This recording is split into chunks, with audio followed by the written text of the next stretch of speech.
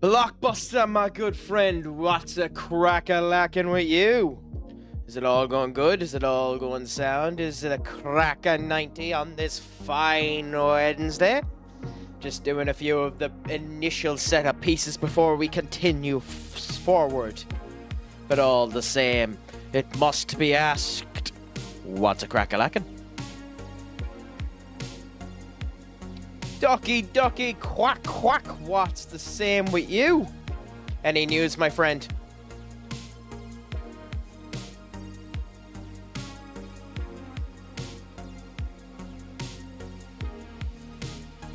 Are you up to much? Not too bad that you had the day off streaming. Is Wednesday normally your day off streaming, or is it just that, you know, that's a new one for you?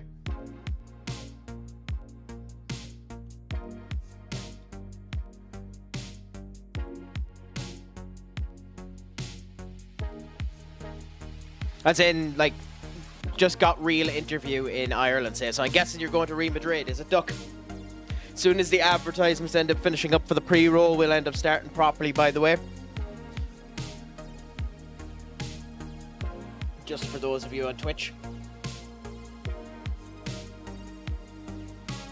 Just decided not to stream today, sorting out some streaming things. Trust me, I know that feeling as well. Blockbuster. What type of stuff were you trying to get organized? What type of elements were you trying to get in place?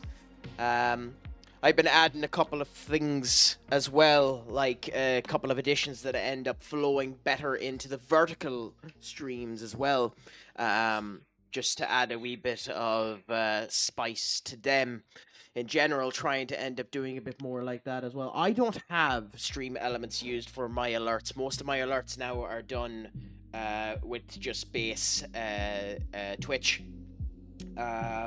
Though Nutty, who is a fantastic streamer and I recommend everyone have a look at, recently theirs after releasing a cross-platform, why didn't it save? A cross-platform alert system that allows you to end up having your alerts play on multi-streams, which is handy, to be fair to it. But yeah.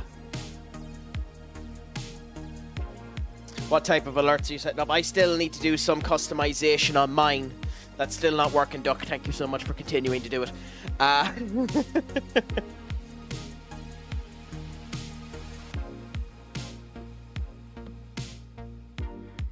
But what type of stuff are you trying to do? Is it just regular animations? Is it sound effects? What type of stuff are you trying to do for your alerts?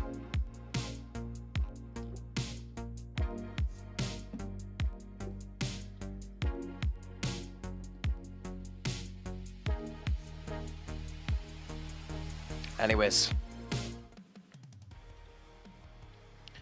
time to move on to a bit of fun. We're going to do a different backing track this time, see whether or not I end up getting caught out on the copyright service on this one. This is a test for YouTube for when we end up doing CACW.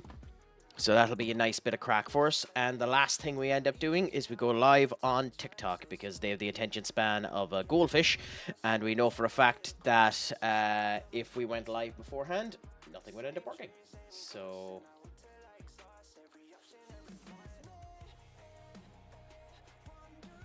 I actually have no idea. Yeah, do that. Yeah.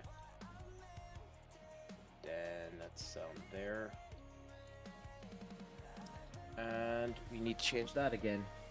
The joys of things not having consistency. So just bear with me 1 second while I rewrite this.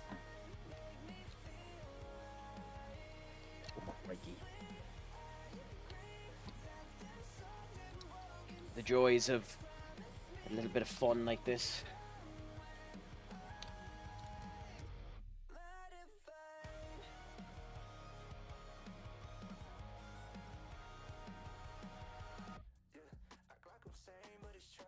Cool. And we are live there on TikTok as well, so everything should now be up, running, and dandy. Let me know if there's any audio inconsistencies or anything like that. A pleasure to end up having.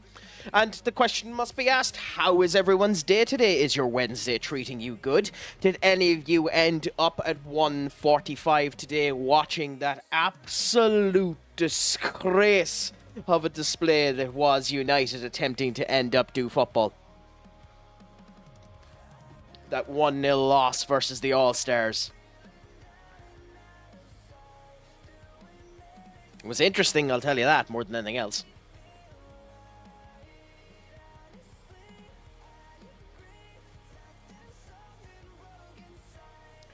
But either way, for now, we end up putting that to the back of our minds. And we continue on with our FM save. So far, we've started the league and we've won every game. We even beat Man City in our first league phase of the Champions League. So things are going well. We're gone past the transfer window, so it's too late to make any changes there, even though there are 1 or 2 players we should have registered that we didn't. But we're doing the best that we can in what we do.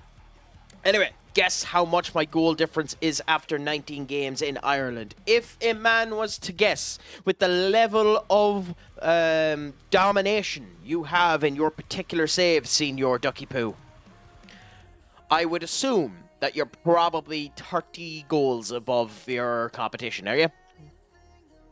Especially considering you were saying you had a player there that had a double hat-trick.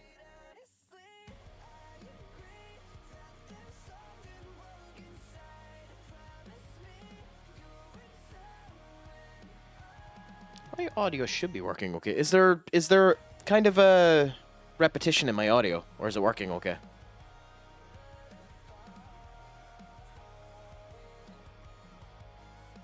It seems to be doing it on TikTok for some reason.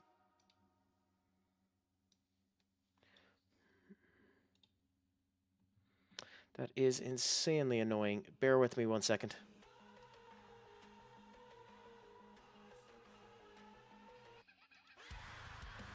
That should be better, I think.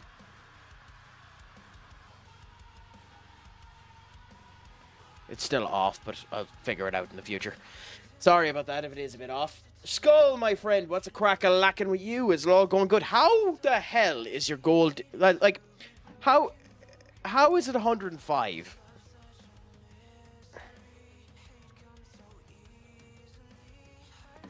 Explain that to me now, my friend.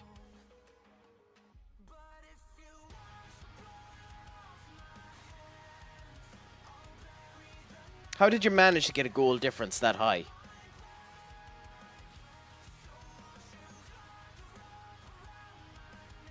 Okay, this is actually annoying me a bit. How is it that... Why is there that much of a vapidness?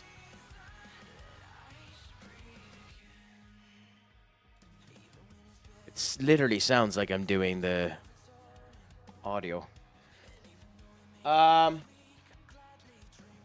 Who uses the editor? Is that me or is that someone else, Skull? Sorry, I'm just trying to fix some technical issues here for a second.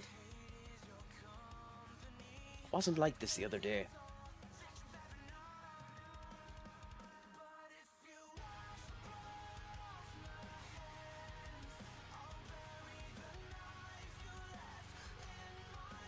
Does that work a wee bit better? Hopefully. Sorry, as I just tried to fix these audio issues.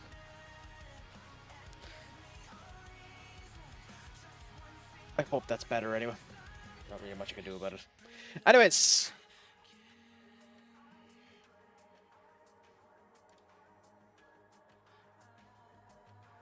Bear with me 1 second. I'm just trying to fix something really quickly.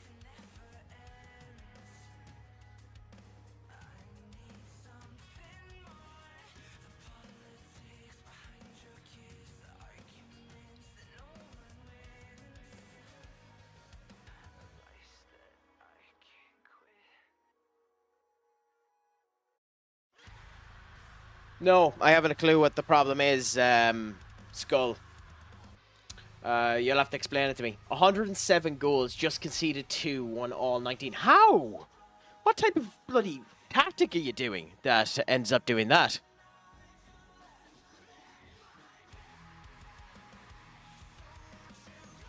That's astonishing, to be honest with you, to end up hearing. Beautiful in a way.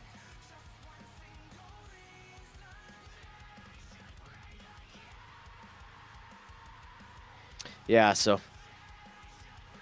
But yeah.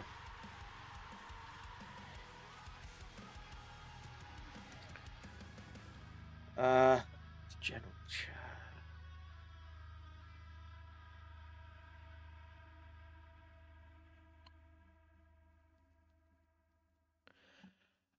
Yeah, I'm not doing it tonight. I had a problem when trying to download Fortnite, so we'll have to do it another day. Unfortunately, Skull. There's a problem with Fortnite at the moment, so I can't do it tonight.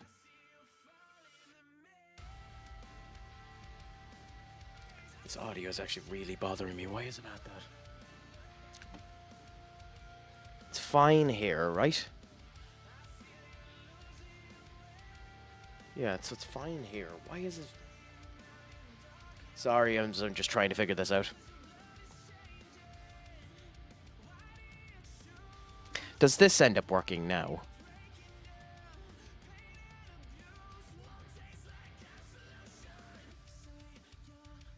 I think it does. Is this any better now? Is this working?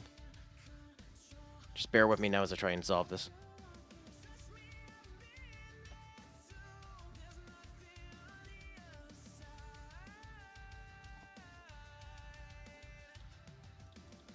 Is this better now? Is it working in this particular case?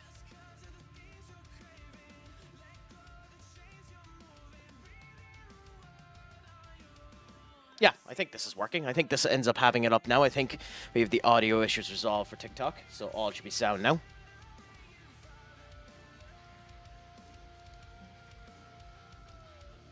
Happy out. Sorry about that. Crack, do you have a suggestion for a stream, say, for FM? I'm going to be streaming tomorrow.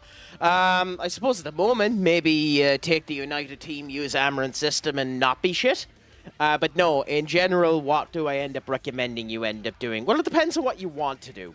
I know that our good old friend Benny ends up recommending that some people end up doing the MLS because the MLS has a completely different system to what rest of football ends up using, and it's nice to end up seeing it and having to deal with the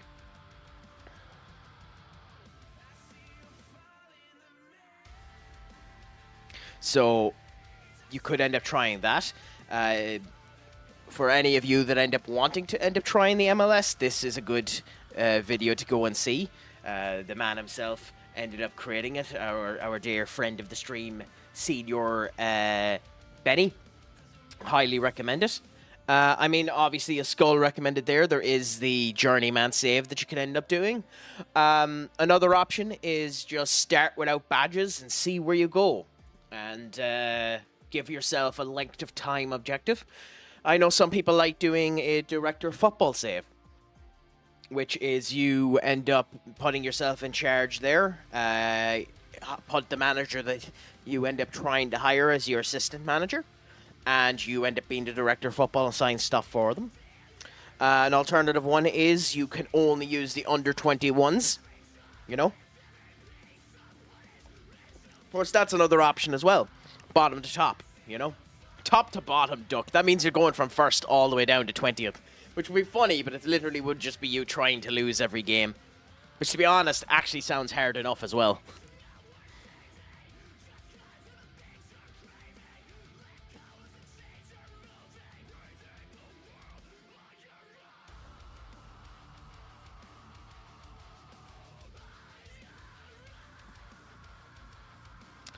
I think I'm getting double audio again, haven't I?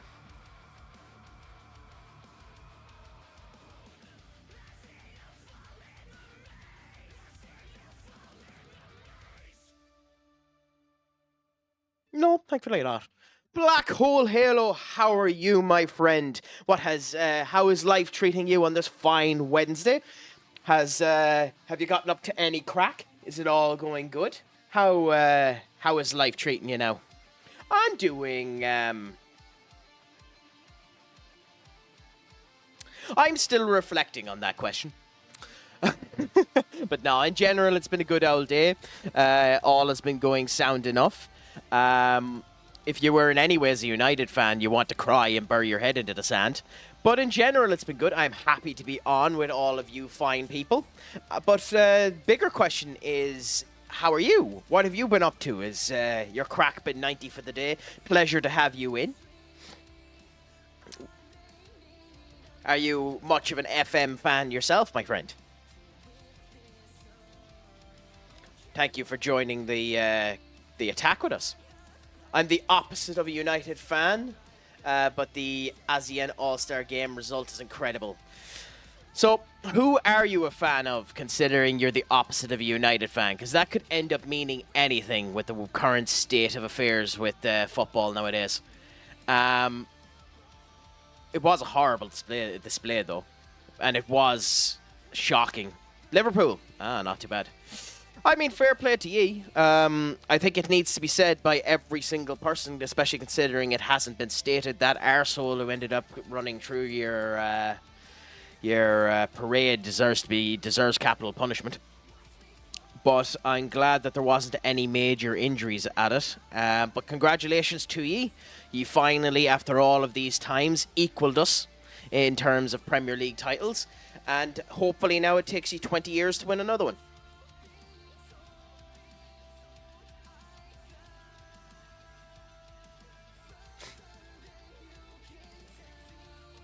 Yes, I am that salty.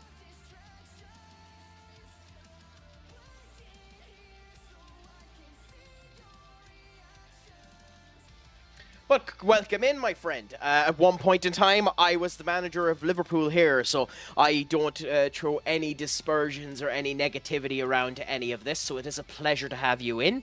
I ended up winning the Premier League and the Champions League and the FA Cup and the Carabao Cup. I gave Liverpool the quadruple in this save, so you can feel thankful to me for giving you such an honour. But how are things anyway? You must be incredibly happy with the fact that ye have the guts of 4 signings about to happen.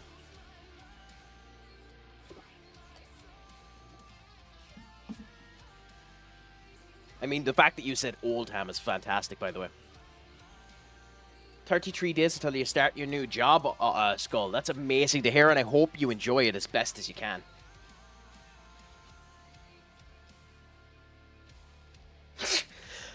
Could you imagine? It depends on what that Wirtz deal is. If the Wirtz deal is 100 million quid, I like Wirtz, but I'm not actually sure he's worth 100 million. It'll be very good for you, but we'll see. Either way, Frimpong as your right back, Milos as your left back, and Wirtz is probably all you end up needing. But if you end up getting that kid from Fenerbahce as well, Zerkri, or whatever the hell his name is, you know, as your striker, as your young striker, it is an amazing situation for it. Bayern will lower it. But we'll see whether or not Ten Hag going in for him will end up making a difference. It's hard to bloody know. Like, Ten Hag now signing on to Bayern Leverkusen, will it make a difference to him potentially getting sold? We'll see. I heard it may be 100 million, apparently like 85 add-ons with 100, but Slot and FSG told that they want him as the next talisman after Salah. Well, if that's what you want him for, you're going to be wrong, because he's not even the same position as Salah. But hey, he could be very good, so we'll see what ends up happening. It'll be interesting to see what happens with him. He's a good player, so it'll be interesting. But we'll see. It's hard to know what City were doing with them, because City are such an odd team that it's hard to know what was going on. The playoff is the 1st of June, over 2 weeks after the last playoff game. Okay, interesting. I didn't know that.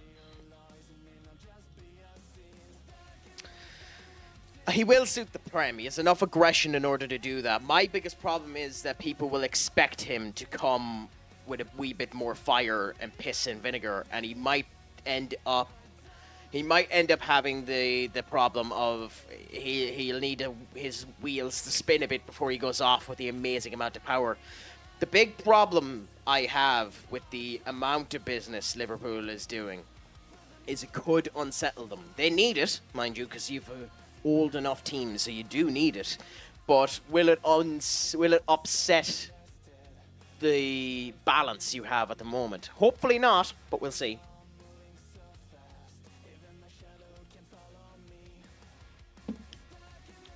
I mean, Arsenal had that deal done for Zubermendi before the summer ever came around. And say what you want, that is a fantastic signing. Zubermendi is one of the best midfielders in the world, and to get him for 50 million quid is a robbery. So it isn't actually that bad of a deal, so long as they go and get a forward. That's my worry. I worry that this could be the season when Salah starts to diminish. And if it is, that could be the problem. But it'll be interesting to see what ends up happening. If Wirtz is meant to be a right winger, that's an interesting position to go and get, because honestly, if the idea was for Wirtz to go onto the right wing and kind of be Salah's replacement, I would have went for Jamal Musiala from Bayern Munich instead. And try and throw them 100 million quid for him instead. To be honest, I think he's more of a winger than Wirtz is, if that's the idea. But it makes no sense for that to be the idea. To be honest, it seems like he might be a Szoboszlai replacement, which is interesting. But we'll see what ends up happening. It'll be interesting either way. You know? I'm sure Slot knows what he's at. I hope he knows what he's at. I hope FSG knows what they're at. But it's a pleasure to see you doing business, especially considering you won the league and the whole lot.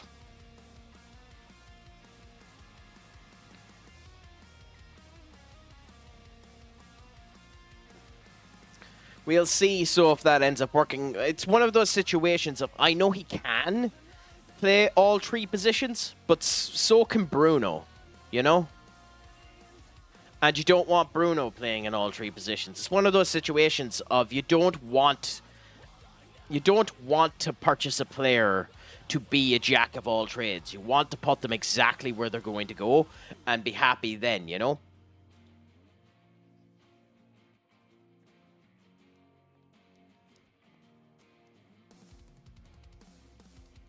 But yeah, we'll see what ends up happening. With Madrid, it's hard to know until they get a week or two in with Xavi or with Alonso knowing what he wants to do.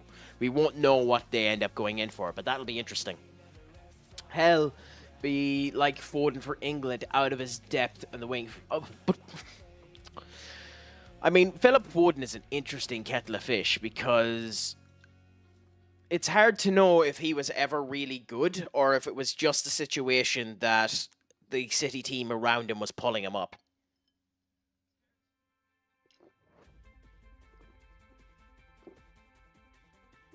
Here's the thing, and I mention him quite a bit up here because I think sometimes he makes sense even though he is a bit of an ass. I think the Mbumbo situation is, as Mark Goldbridge calls it, the 5 states of transfers when it comes down to United. It's either the agent looking for a contract, the player looking for a move, the club looking for a move, the player's legitimately interested, or it's United doing spin. And then the 5th one is United are actually in, you know? Unfortunately, I think that Mbumbo link with us is the agent looking for a club. I don't think we are in for Mbumbo at all. I would love it, because if we were able to, and I think we might be definitely in for him if Bruno gets sold, but I don't actually think United are currently in for him, to be honest. But I wouldn't mind him, to be honest. I think, as funny as it is how bad we performed today, we did play with an incredible amount of youth. It was a rolling game, but it is a joke that we lost it.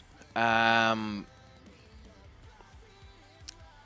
still maybe incredibly optimistic, but I think that we're better off than we think we are, but we'll see how things start meshing together. The rumors currently are that Onana is definitely gone, that Garnacho is pretty much definitely gone.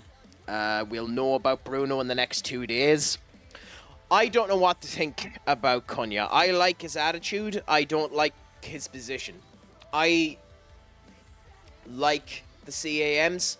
I think it would have been better for us to get a principal striker and a goalkeeper before we went for the CAM. I know we need the CAM, but I would have done that first. And I also worry about Cunha being selected because it means it means Ahmad is less likely to play in that position, or he is. But what the hell happens to Manu? That's where things end up becoming interested. But I like his attitude. I want us to end up going out and getting more Spitfire players, more players that actually want to win. I was saying it earlier on. I don't care if we go for...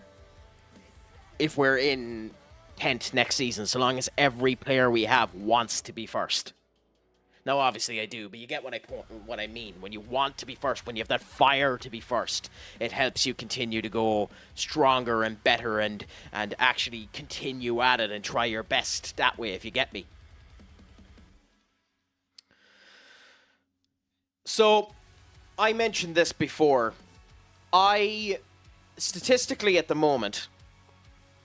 by the way, you're going to need to expand, Duck. I'm not going to placate you with your nose. Let me know what it is, or you're going to stay in the void and not know what it is.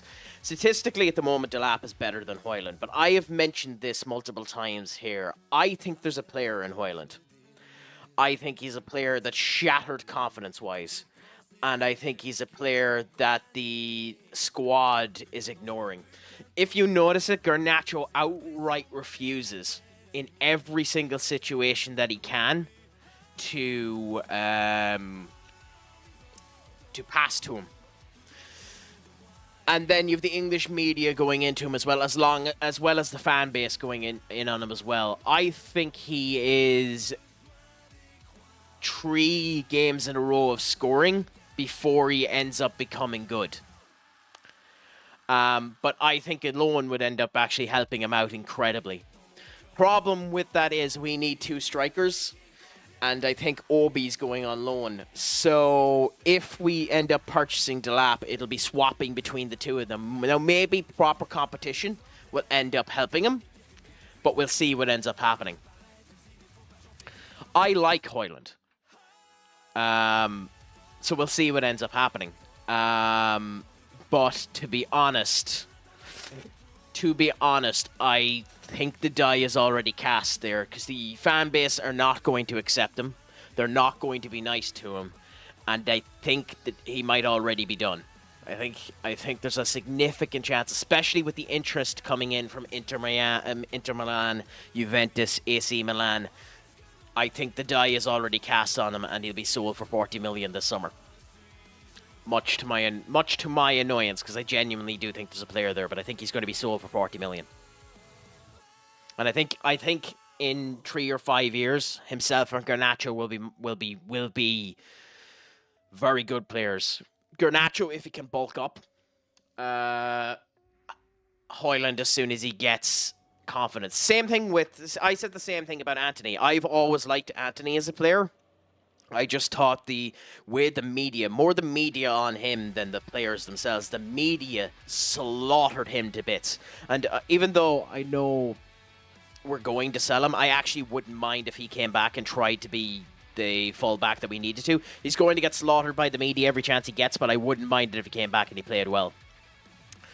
I mean, with 3 good transfer windows, you're back in it, Duck.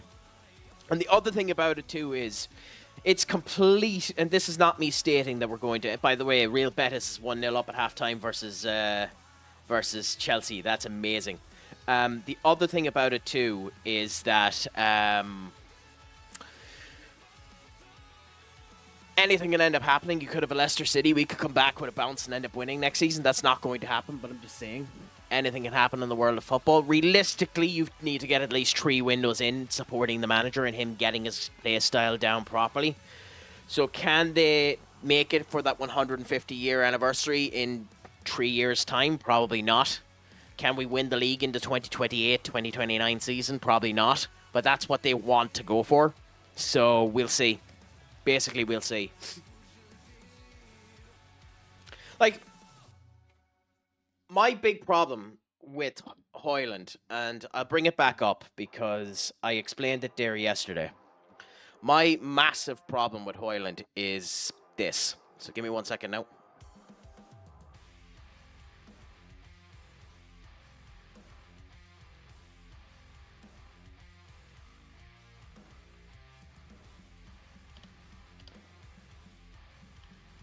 Okay, it'll take me a second to do the refitting, so just bear with me. I'm going to do it vertically first while the ads are going on anyway, so let's...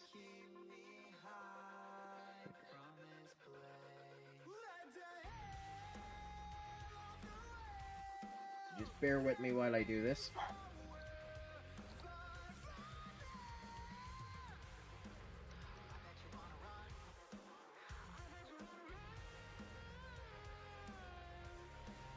Yeah, so that's it there. Then on this one,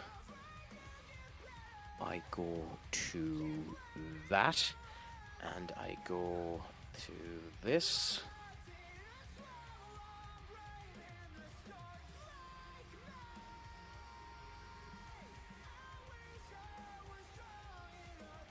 Again, bear with me a moment now.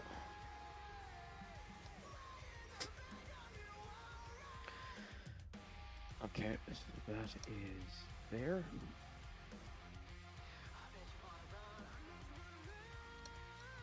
Okay, so my problem with Hoyland is the way we're playing at the moment is meant to be this lineup.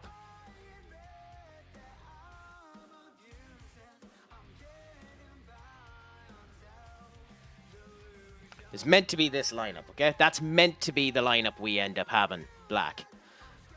But with specifically this happening, your goalkeeper standing about here, your defenders basically here, that there, him there, him there, him there, and the two of them kind of coming in like that with them up there. What's been happening with Hoyland, to me, is this. And that's been killing Hoyland. Why he's been doing that, I think, is because he's been infested by Ten Hag's stupid mentality, which was that he needs to be basically a complete connector to connect your cams into position. So they basically, Ten Hag's idea was either one of the two of these will end up shooting, okay? Either one of the two of them will end up shooting. But what's basically happening now is because Garnacho outright refuses to pass to him, he's always stuck here, and Garnacho will shoot from there. And then the problem is because these two were in the wrong position, these two were too tight in, he's always in the wrong position for the ball. But we'll see. That's my opinion on Hoyland's problem. And I think once you sort out specifically your cams, Hoyland will be fine. Okay? I think Bruno was doing too many Hollywood passes, and I think he was trying to do the 1-2s to get into the position. So I think that's been the problem for Hoyland. Maybe I'm wrong. I'll happily contest if I am wrong, but that's my opinion on what's wrong with Hoyland. So let me know if you think I'm wrong on that, if I'm completely stupid or wrong or anything like that. But let me know. Always and ever, Skull. Ask away if you want to. I'm always up for questions. I'm always up for that. I'll answer your question in a minute, Black Hole, or Black Halo, in case the ads ended up catching you.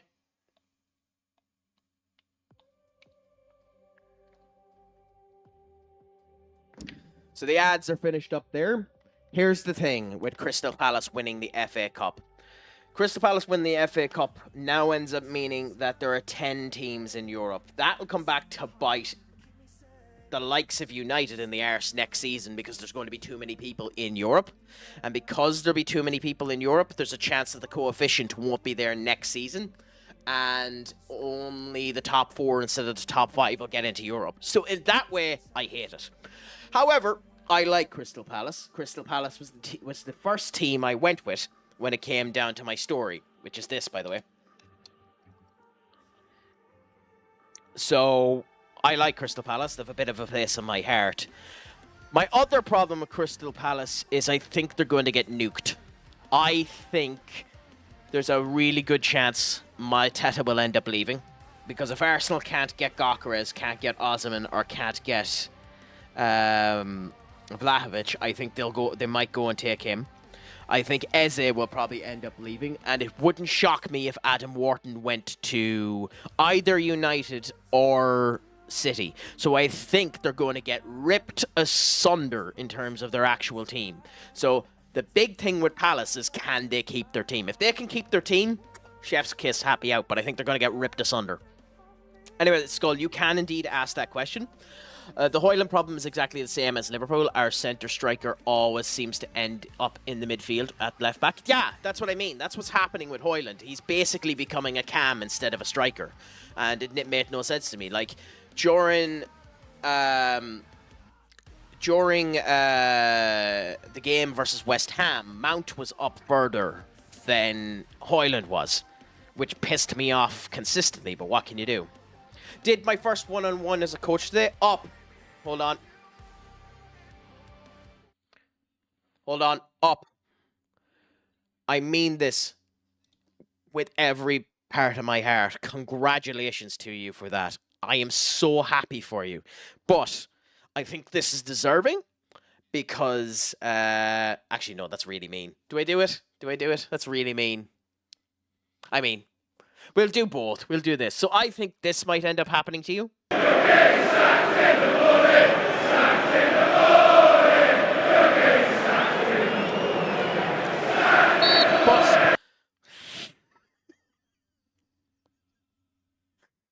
But to be fair, what actually needs to be said is this. Nice.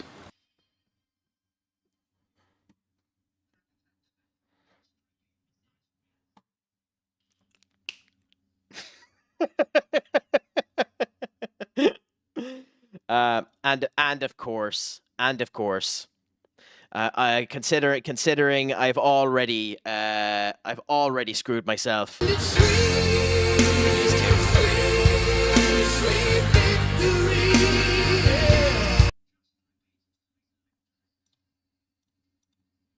Here comes the money.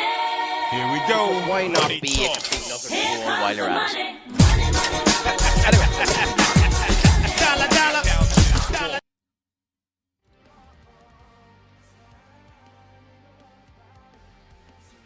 But congratulations, Up. Seriously, you deserve it. You deserve it. I'm so happy to hear it, my friend. With my job, do you think that if I put money on United to win the league, I won't get in any trouble? Well, why would you, Skull? You're not in the playing staff or anything like that, so I don't think... You'd have to ask the job, I suppose. Maybe it's in the contract, but I don't think so. You think it'll affect United badly? Won't it help you get up the league with lower teams who don't get Europa League trying to do well in it? They will be tired in the league. In theory, you're right on that, Black. That the fact that there's 10 people in it should end up doing it. Problem is, most teams, even the mid-team teams, have an okay squad. In Palace's case, they'll probably go down. So you're both right and wrong on that. Who will it negatively affect? Newcastle are already in Europe, so they're sound. Villa were already in Europe, so they're sound. Nottingham Forest seem to have a squad about them. They're probably the only team that'll probably end up affecting properly. Who else is after getting Europe that'll negatively affect? Because I don't think it won't affect Chelsea. It won't affect Tottenham. It won't affect... And in fact, all of them should improve. And if they don't improve, that's a bloody shock in of itself. So, like, it won't affect City, it won't affect Newcastle, it won't affect Chelsea, it won't affect Arsenal. The only other team it could affect is Nottingham Forest. So I don't actually think it will because of the fact that an awful lot of them have already been in it and their squads have already been stretched a wee bit more. But in theory, you're right. I do think this could be a good season for United if Amarin can get them playing at all. But we'll see. You would get into financial trouble doing that, mate.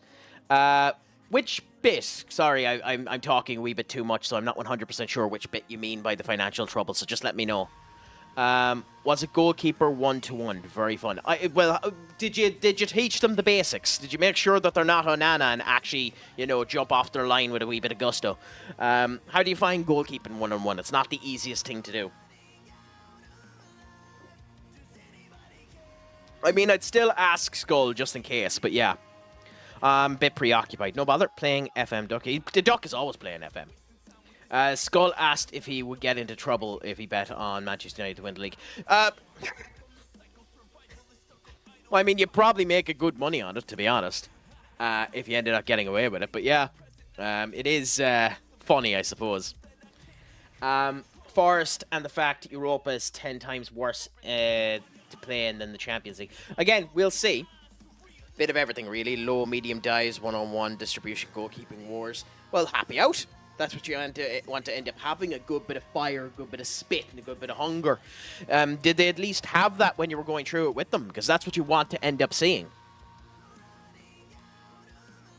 Again, just ask them, Skull. You're better looking at it than for it, So you're better just checking. Well, that's good. How tall are they? Are they like what age group? How tall are they? This sounds like I'm asking for the social security number. What was their mother's maiden name? But yeah. Don't be on Manchester United to win the league. Better chances of winning the lottery. Oh, I'm not. But it's not out of the realm of possibility. Like, there's always a chance for it. Anyone can end up winning the league. So it's not out of the possibility, but there's no point looking at it that way. We should be buying players with that mentality. That's why I like the Cunha signing. But to put that as even a goal is stacked. But it should be a desire and a want, and we should have the standards to still go for there. People that say United shouldn't have that standard, we're not that club anymore, but if you don't keep yourself to the standard you wish you have, you're going to end up screwing things up, So we'll see. United will depend on how much we end up selling. So I don't believe that. I don't believe it. Stefan Borson, who I wouldn't trust if I threw him against the wall, turns around and says our financial predicament is screwed and the whole lot. And it potentially could be. But our financial predicament was screwed last year, and we spent 170 million quid that we didn't have. I don't believe all the shit that he's turning around saying. I think we have a budget of around 100 million. Which is, about right for a club that's not in Europe. I think my goalkeepers are so crap at defending penalties, it's not even funny. I think we have a budget of about 100 million currently. With sales, you should be able to crock up another 100 million of that. We're releasing about 400,000 quid's worth of wages. Just now alone. That's gone. That's dusted. That's finished.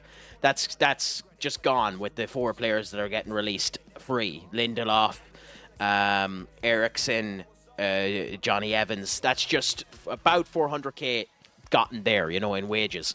So I don't think our finances are as bad as they think they are. The 1 billion in debt, most of that is debt from the Glazers itself and hasn't been a problem up until now.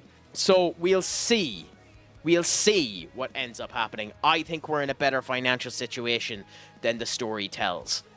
And if he ends up getting rid of 90% of the squad, then that'll help as well. So time will tell. But with that being said, I don't know. Time will tell is the big deciding factor of it.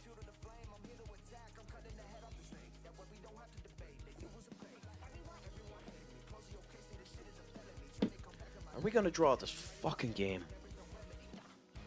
Come on, get into it, you useless pricks. We can't draw this game. Not against bottom of the table. Yes, Barcelona. Barcelona, it's already confirmed Barcelona wanted. Barcelona will pay that money and can afford to. Easily. Garnacho will probably go for the same amount of money, 40 million, so we'll see what ends up happening. People will definitely pay that money. He wasn't bad at Villa. So I think he'll get paid for that. I think the likelihood of what's going to end up happening is now that they have Champions League football, Chelsea might actually keep Sancho because he's useful. He's useful squad depth for 25 million quid. I'd say there's a chance Chelsea might actually spend the 25 million quid and keep Sancho. I think Seville will try and make the deal for Antony. Now, whether or not United will be nice to them and do it in installments, time will tell. But I think Antony should go for about 30 or 40 million as well. Seville can't afford that. So we'll see what ends up happening there. It's just a matter of how gracious you want to be with it. Napoli would definitely be willing to spend 50 million quid on Garnacho. Onana, you probably end up getting out of the squad for about 30 million quid to Saudi. And if Bruno ends up going for the 120 million quid that we were offered, who gives a, like, that just solves our problems immediately there. So we'll see. We'll see. And again, we don't know the behind the scenes. So we'll see. That's dependent on if they win today, Skull. If they win today, they have the money. So we really want them to win this match. Because they'll get a good bit of money off the Conference League. Which they're 1-0 up, so, you know, we'll see. But, you know.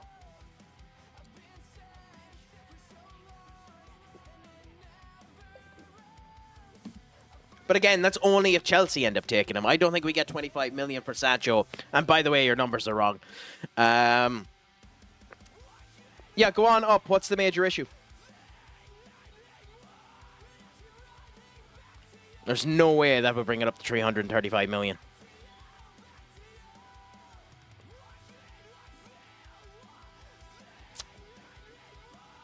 Fair enough. I'm not going to argue with you, but I know you're wrong.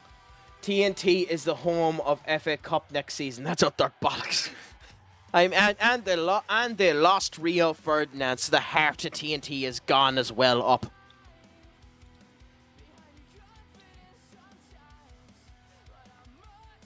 Well, I think the idea isn't that we'd make 150 to 200 million in sales. It's more the fact that financial fair play, an awful lot of them would be considered pure profit, at which point you could end up separating it out. And for financial fair play purposes, you'd have more money than you think.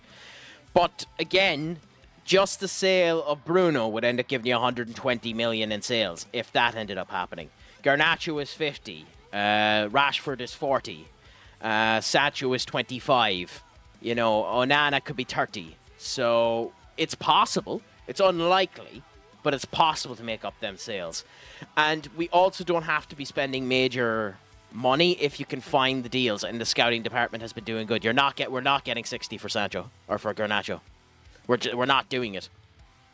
He is an extra year gone off of his contract. We were trying to sell him for 55 million in January. We're not getting 60 million for Garnacho. We'll get 50 at max for Garnacho. And if we, and dipshits ended up releasing the fact that Amron turned around and says you better pray someone finds you a club, which I also think is horseshit considering Garnacho played today. He played today, which makes me think that that's horseshit. But you know, you know, I'm not gonna argue. Either way, who cares? There's no point going into conspiracy theory. We'll see what ends up happening. And hopefully something good eventually ends up coming through it. TNT can self-implode for all I care. What do you not like about TNT? I mean, they haven't been too bad over here for production and all that type of thing. I think they've been fairly grand, but we'll see.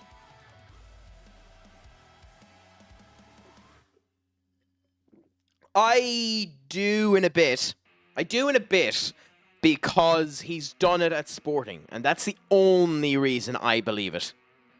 That's the only reason I believe it, because it happened at Sporting. He's done that to people at Sporting. So I believe it is possible that it happened. I don't think it happened as aggressively as they're stating that it happened. I don't think he just shouted at him, you're gone, you're dusted, you blah, blah, blah, blah, blah, blah, blah. I think that's Garnacho's family coming out stating that in order to try and make a sale more attractable. But who knows either. Ali McCoist is a fantastic commentator, though. It genuinely enhances the product. I mean, I like Ali McCoist. I still think Peter... Judy? I still think he's the best commentator that football has had. Just the way he's able to string together a good sentence is fantastic as well.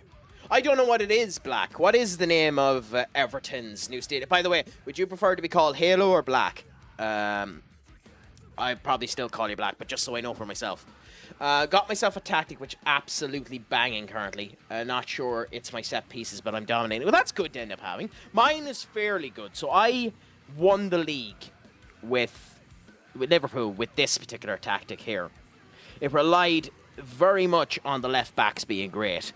Then I tried a Pokeball with Real Madrid that failed meticulously. And now we're doing this, which is basically Amrin system, but a wee bit better. I want to start a new FM sim, but I don't know what. We just had that discussion earlier on, so let us know if you end up doing it. He is the best. Ali is the best co-commentator, in my opinion. I mean, fair. I like Ali McCoist, so I can't state anything bad about it. So that's 100% fair comment. Something like a team in a smaller league, maybe Rangers or something like Poland. Either I don't mind. Either or I don't mind. Everton Stadium is called the Hill Dickinson Stadium. Why Hill Dickinson? Why is it called the Hill Dickinson Stadium? Everton Stadium, currently known as the Hill Dickinson Stadium for sponsorship reasons, is a football stadium at Bramley-Moore Dock in Vauxhall, Liverpool. Sponsorship reasons, fair enough. Hill Dickinson's is the official name in a long-term agreement that will see the iconic stadium called the Hill Dickinson Stadium. The transformational product income of that spawns that. Hill Dickinson's national and international growth has been underpinned by hallmarks. Well, it's the name of something from Liverpool. It's a commercial law firm. I mean, fair enough. They paid enough money for it, I suppose. At least it's something from Liverpool, I suppose. Could be worse.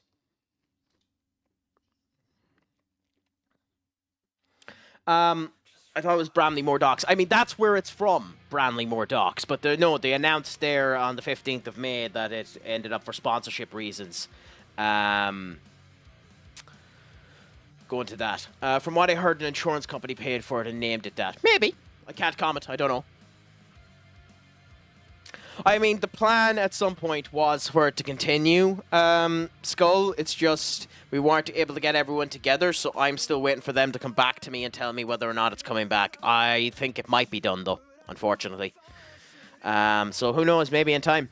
Bramley-Moore's the area, but also a better name. I mean, yeah, anything is better than Hill Dickinson, to be honest. That's just trying to pull the piss. Anyway, we time for another big game. Us versus the mighty Chelsea.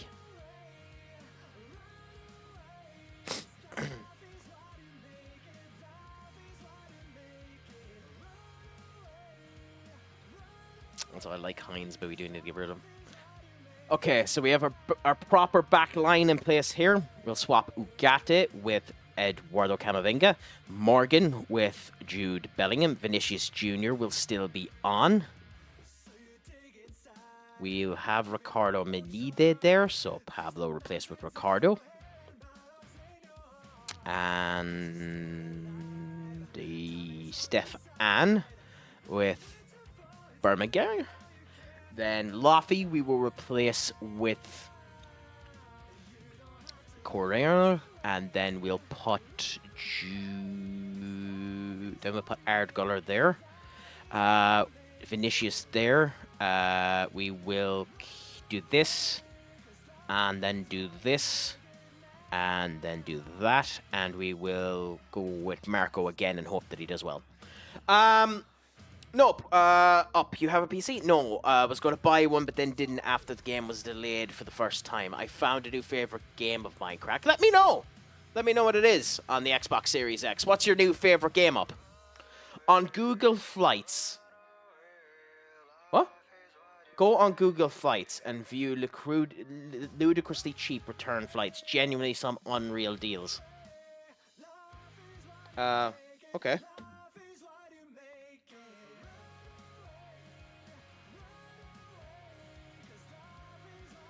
I mean, I didn't even know Google Flights was really a thing. Well, what one is it? Because when I search up Google Flights, oh, okay, there is actually Google Flights as a thing. Oh, okay, interesting. I will end up looking that later on anyway myself. I do love that, by the way. There are certain people who will end up spending thousands on a computer and then play a game like this FM that can run on a bloody toaster.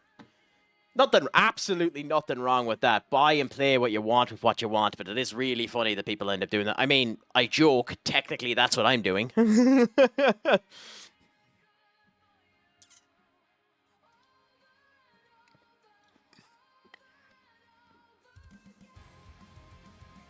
I would ask to Halo or Black, or whatever you want me to call you, just follow if you can, or if you haven't already, just so you know when I'm live in the future, because you're a good bit of crack and I like having the conversation with you. So thank you so much. Genuinely, I just love letting people know that they're there, and it's a pleasure to end up having the conversations with anyone that ends up coming in. So thank you so much for that. Well, that's the problem. Return flights is the problem, unfortunately, because like I wanted to go to Spain. There was a flight from Dublin Airport to Madrid for €14, and I would have loved it, but the return flight was 89 quid, and I said screw it. So it's nice that the return flights are fairly okay there. Would be funny, just funny to say it's for FM. I mean, yeah. What do you do? No, too personal. But yeah, no, I paid a crap ton of money on a laptop for uni as well. Although I used it for years and years and years. Will do, mate. Don't come on often anymore, though. Absolutely no problem, Black. There's a Discord there as well if you want to end up getting involved there, just listening and chatting and all that. It's 100% understandable, and I just say if it ever, fits your enjoyment, do come. Come in for the chat, come in for the crack, lurk, do whatever you feel. It's always nice. It's just a pleasure to have people come in. The laptop should be able to play FM on it. Well, any laptop should be, to be fair. The one I saw to Croatia was 27 quid each way. That's not bad, to be fair. Well, who scored for Chelsea? I really like Fernandes. I really like him. That's why I feel so sorry that he ended up being... I feel sorry for Enzo Fernandez and Moise Caicedo. Neither of the two of them should have been purchased for the price they were purchased at. Neither of the two of them should have been purchased for above 60 million quid. But they're two fantastic players, and I think with age, they can genuinely become some of the best in England. That's why I actually think with the striker and a goalkeeper, Chelsea can win the league next season. I've been saying that since the start of the season, and I'll continue to say it.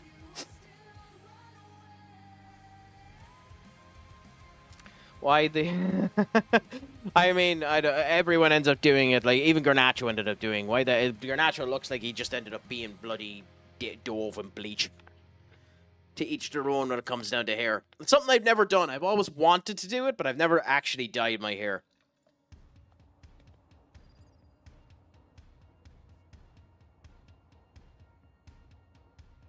Almost getting a goal there. Unfortunate that we weren't able to do it, but almost able to get a nice goal there.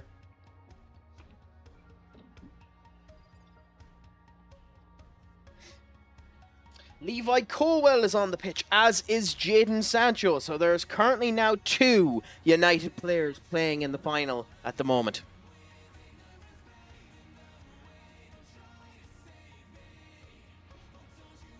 And that's the type of stuff you want to see, isn't it? Where you end up having your players at least be showcased. I know we don't have anyone in the English squad, but at least we have someone in the finals in Europe. The third round finals.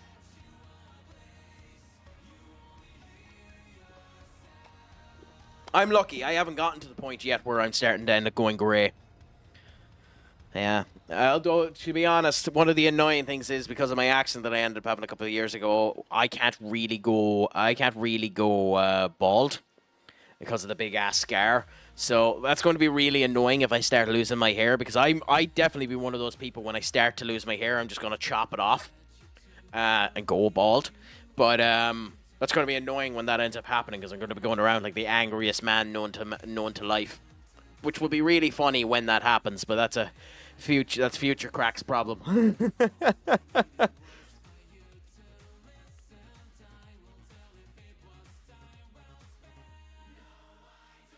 We are not performing good in this game. Petrovic now. They still have been... Oh, what a mistake.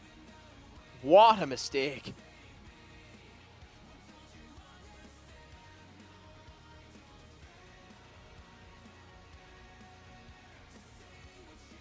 Oh, I mean, it's nothing bad. It's healed up and everything up. Like, you don't need to worry about that. It's just... If I was to go around... If I was to go around...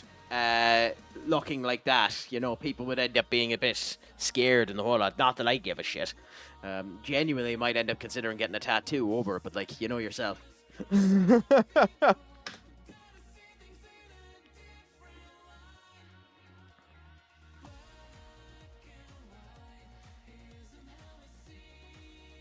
But yeah, no, all a bit of fun. But that was one hell of a mistake by Chelsea, giving us an easy goal.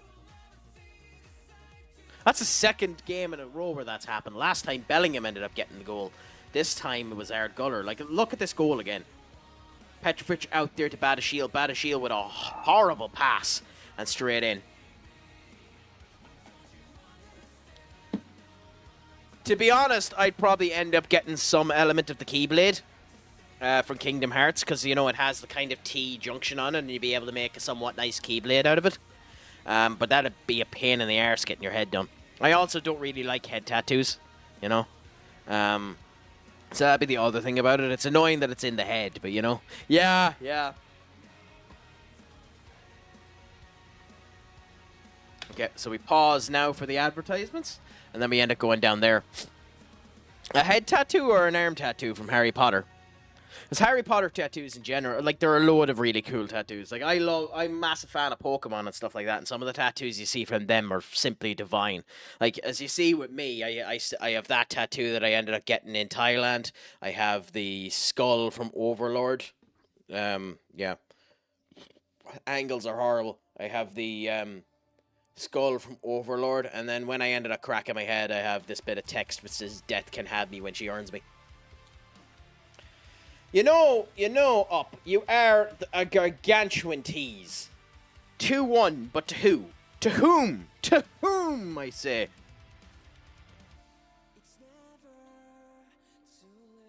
Yeah, it's after coming in there, Nicholas Jackson. That's really quick succession too. 65 minutes, 70th minutes. Looks like that's the done and dusted for Sociedad, or not Sociedad, Seville. Because with the possession quotas they have, there ain't a bloody chance in hell they're coming back to it. And that'll definitely be enough to keep Maresca in charge anyway. No, I don't think there was any worry of Maresca getting sacked. Especially considering they got Champions League football and the whole lot. But you never really know. So the fact that they have Champions League football and the whole lot, yeah, Betis. Betis is Seville. Aren't they? Or am I getting mixed up? Oh, no, Athletic, yeah, Betis. I thought they were the same club.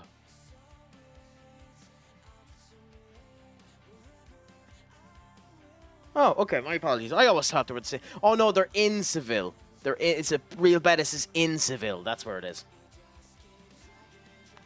It's just in the same location. It's just Seville as its own club.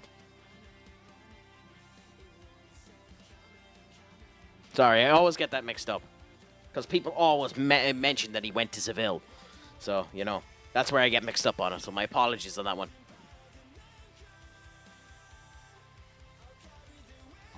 Anthony, obviously.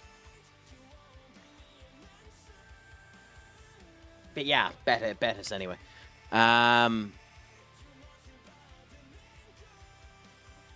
Either way, it doesn't really matter. I do think that pretty much guarantees they won't have the money for Anthony, though, unfortunately. Because most clubs in La Liga, other than Real Madrid, Atletico Madrid, and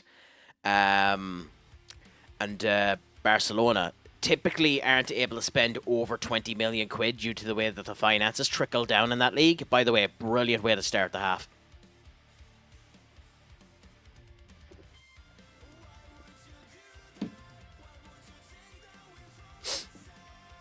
You'd think so, but they mightn't.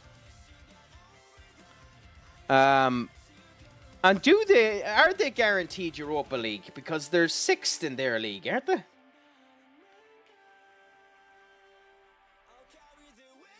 They do have Europa League, you know. You're right. I don't know. We'll see. We'll see what they end up doing. Yeah, Pellegrini. You've done a good job with them, to be fair. Long way to go from City, I'll tell you that. Or a long way to fall, depending on how you look at it.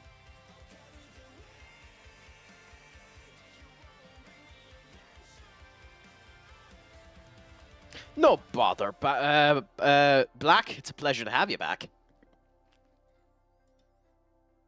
We're just here laughing at my ignorance. I still think there's going to be a lot of transfer activity over the transfer window. Could you imagine, though? It's not, by the way, there's not a chance in hell it's going to happen. But could you imagine if Ten Hag was so stupid as to go back in and ask United for Onana? Could you imagine if he was that daft?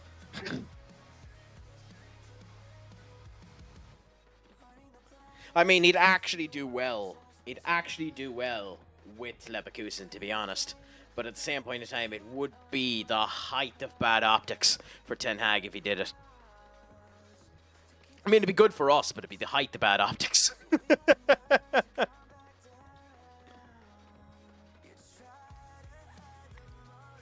I mean, why wouldn't you? Why wouldn't you? Like, it's still money for them. It's still money and a trophy. Like, it is a Mickey Mouse Cup, but who cares? It's still a trophy. It's still money. It's still something. Like, I mean, I completely disagree with. I completely disagree with that mentality. I completely disagree with the idea that you should be embarrassed being in any competition. To be honest, I think being in any of those competitions is better than not being in them. Like, like they got Champions League football. They don't need it, but it was a third way of getting into back into the Europa League if they needed to. I genuinely think any competition you're in, you should be trying your best to give the best that you can. I think not thinking of it as actually important breeds complacency. So the fact that they're actually trying is something. But playing to time waste is its own thing. Like, if you're talking about embarrassment in terms of performances, then Tottenham should be embarrassed for the way they played in the Europa League. But I don't think they should be. I think they should be happy with the way they ended up performing. It got them the goddamn win. Got them the goddamn, Champions League football they needed.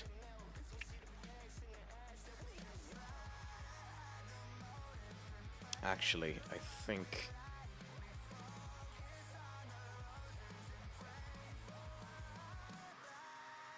yeah, go with him. And...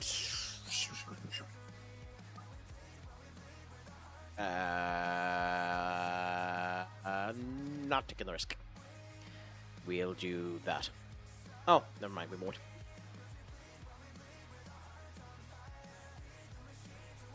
Who knows? Maybe it's Maresca himself. And I was thinking of taking Eduardo off. Another 3-0 win in the Champions League is quite good for us, to be honest. Gives us a good showcase of how strong we're being. Gives us a good,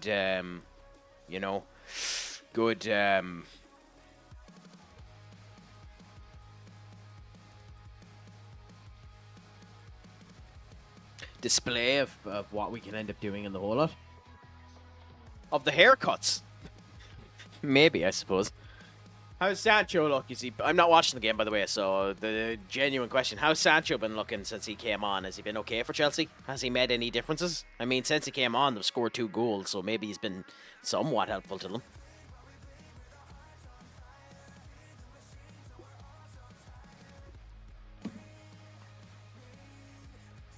just played Jackson in one-on-one. Well, fair play. Maybe that ends up giving them more of a reason to end up going and signing him. Main reason why they need a striker. I like Nicholas Jackson, but I think Nicholas Jackson has the Hoyland problem. Too young, confidence is a wee bit shot because of the fact that of the audience being too mean towards him. But we'll see what ends up happening. Although I don't actually think there's that many good young strikers out there, funnily enough.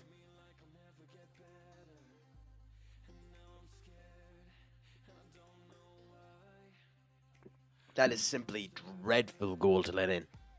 That is simply a dreadful goal to let in. Horrible defending by us. They shouldn't be able to do three-piece passing like that. We should be able to close them down. I mean, it doesn't matter. We still win. But, like, it is genuinely horrible defensive work and horrible play by us. Still, for the second time in the Champions League, we ended up winning with quite convincing fashion against the stronger of the teams we're going up against. Ironically, Barcelona being one of the top ones there. Where's PSG? PSG, the current holders of the Champions League, down 35th. Roberto De Zerbi can't be happy with that, I'll tell you. They're worth 1.8 billion quid. We are currently worth 2.3. United.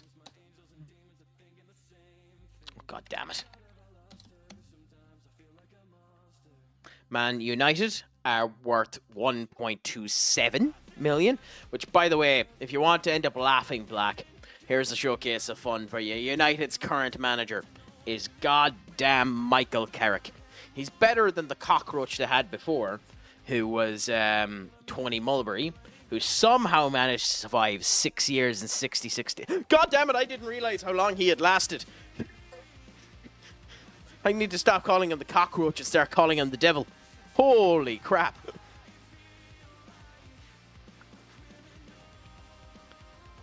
He's 69 years of age, but, like, holy crap. But while he was the manager, he took over here and dropped them consistently. You know? Now, Carrick ain't doing a good job with them either, but that's an entirely different kettle of fish. He has to be close to being sacked. I know he's not even 2 years with them, but he has to be close to be getting sacked. Unless they're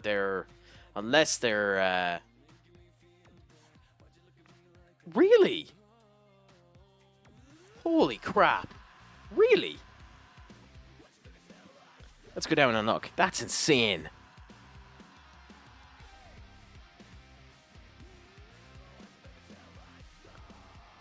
Oh, no. Oh, no.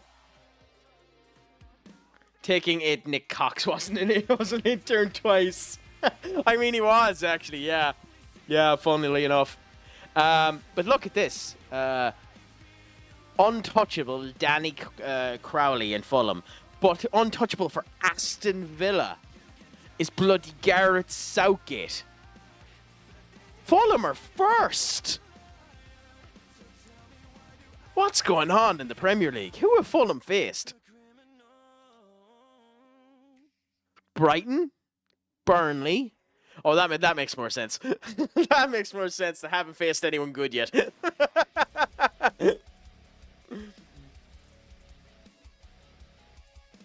But how the hell is he secure? How do I check where they're expected to be? How can you check where they're expected to be?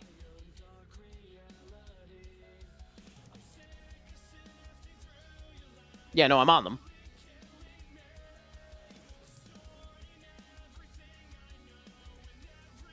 General. What? Go to general. Oh, okay. Media prediction is 8th. That's where the media thinks it should be, which is atrocious for them.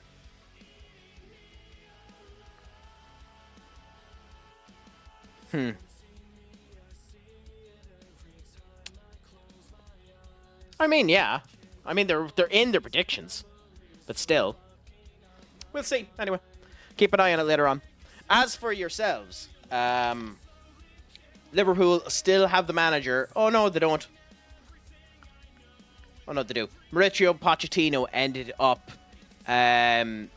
Oh, so I didn't. So I won the Premier League with them and the FA Cup. Sorry, I forgot that I didn't get the Carabao Cup. But Mauricio has won 6 cups with them since I left, which is nice, I suppose.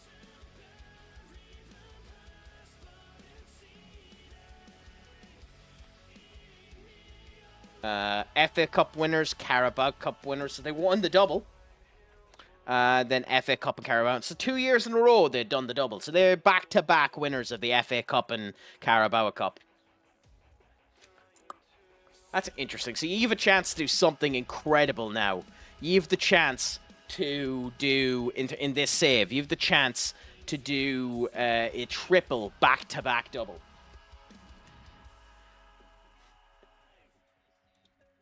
I mean, maybe. I'm not like everyone else, by the way. I actually don't have a problem with Sancho coming back if he ends up improving his form. I don't have a problem with Garnacho or Rashford coming back if they improve their form and can work in his system. I just don't like that they've gone through so many managers that they're not risky. But, you know, we'll see what ends up happening. I think everyone has the potential to end up rectifying themselves. It's just annoying that they've basically killed so many managers that you don't really know what way to end up going about it, you know? But at the same point in time, it's nice to see United players at least doing good. It looks like Anthony has just been fucking dead in this game, unfortunately. But hey, oh, he got a yellow card too, so he must have been doing some shithousery at the end of it there.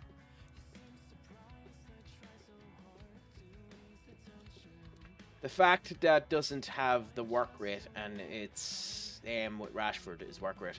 I mean, I don't know. With Rashford just seems to be a vibes player, and ironically enough, whenever he's broken up with his girlfriend is when he performs absolutely crap. So, is it a situation of he just has to be 100% happy in order to do it? And if that's the case, it's a waste of bloody time. Anyway, Minu, my friend, what's a crack-a-lackin' with you? How are you on this fine Wednesday?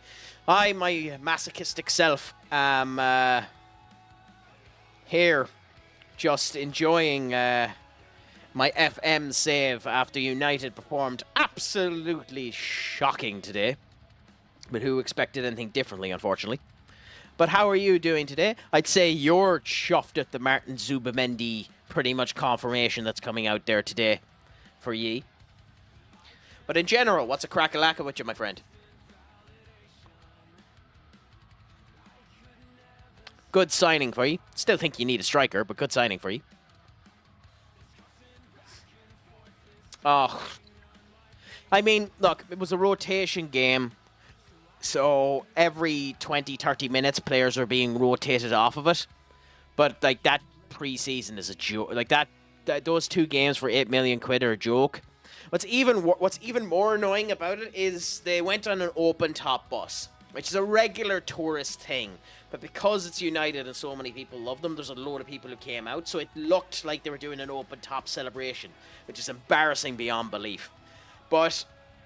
you know, it is 8 million quid. You get it out of the way, and then hopefully the American tour, you end up getting proper things into it. And as Amarin turned around and said, one of the things he needs to do is practice more with the club. So let's see what ends up happening. Not too bad, Blockbuster. Pleasure to end up hearing that the stream setup is all ready to go.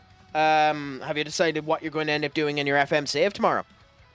Rashford hate playing striker, but if you don't have good work rate for a winger. But Rashford's grand as a winger. He's just not grand at going back being defensive. Both Ten Hag and Ruben's systems for the wingers needs them to be more defensive. He needs the fullback to end up working good. The reason why Rashford worked so good And here's the secret, if people didn't realise it. The reason why Rashford worked so good for the 2 seasons that he worked well was because Luke Shaw was a motherfucking machine. And Luke Shaw was covering his dead weight. So anytime Rashford refused to go back, Luke Shaw would cover him. So you need a fantastic left back there to cover Luke Shaw. With Ten Hag, the left back and the left winger ended up consistently shifting with each other, so the other needed to run when the other had the ball. He wasn't willing to do that, so that's where it ended up falling there. So Luke Shaw was the secret to Rashford's success. Sancho's just a lazy prick, but Sancho can end up doing it, and it wasn't even laziness with Sancho, it was just that he ended up shitting in his own breakfast. You know? Yes, FM Tier 20 to the Prem. Well, I look forward to end up hearing about a blockbuster. Pleasure to hear that you've gotten the setup up in place and that you're going to end up going at it.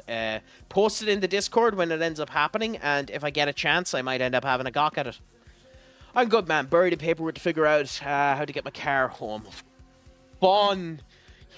Yeah, that ain't easy. Congratulations on finishing the thesis.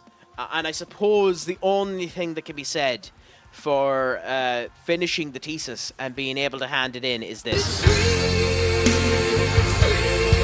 And went to the bear with the supervisor. Super Mendes and fast signing Partey extension just confirmed too. I don't know how to feel about Partey. I think you're almost better getting rid of him. Because he seems to be a bit injury prone, and and maybe you put in someone in there instead of him. But he's a good squad player, so maybe. Anthony being a tosser, some things never change. I mean, when you're angry, and you want to end up trying to win. So, I don't really blame him for that. But, I don't know. I'm not watching the game, so you'd know more than me.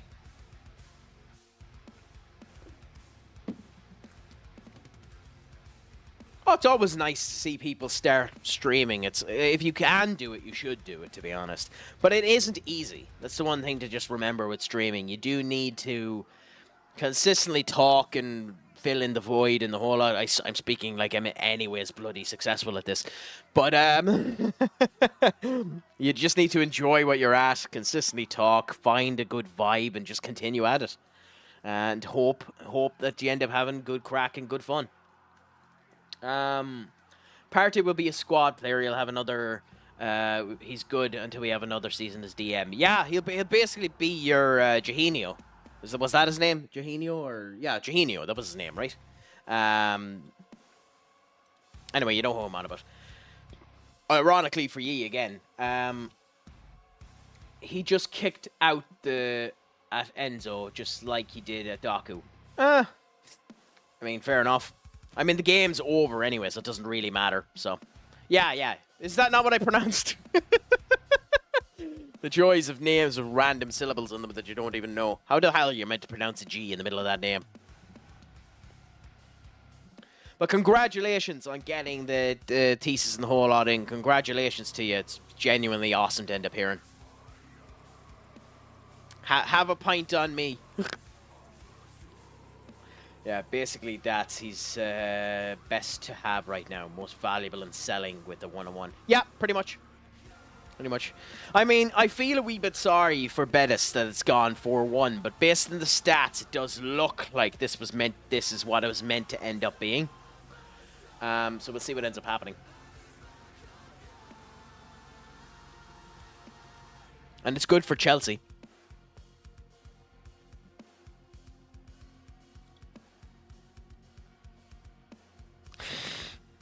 Maybe in the future. Maybe in the future, Skull. Maybe in the future.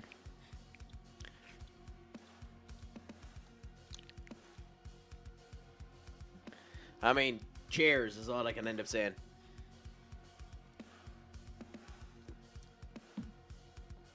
We accidentally lead for best players. I was gonna say it's bloody ironic that he's down as one of ours. I mean, it's not really fair. But, like, an awful lot of these players have to be somewhere else, like. But, yeah.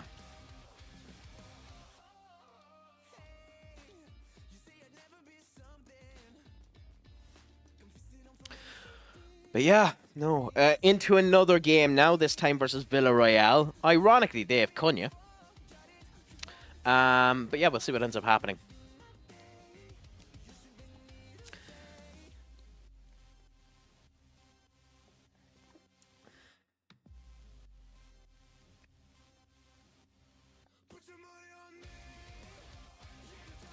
Yeah, but the big problem with those type of situations is you'll find someone who, when surgery is the option as opposed to the physiotherapy, and obviously context matters in all situations as well.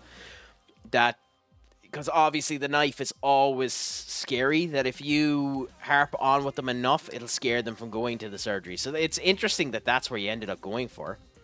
I'm a wrestling fan, so the amount of people that have ended up going through the physiotherapy route only for it to continue to go down is incredible, and it matters to the physical intensity you had beforehand as well. I'd love to end up talking to you at some point about that if I can, because that's an incredibly fascinating topic. But that's another situation when Crack gets a time to actually investigate his own thoughts. But fair play to you on going through with it anyway.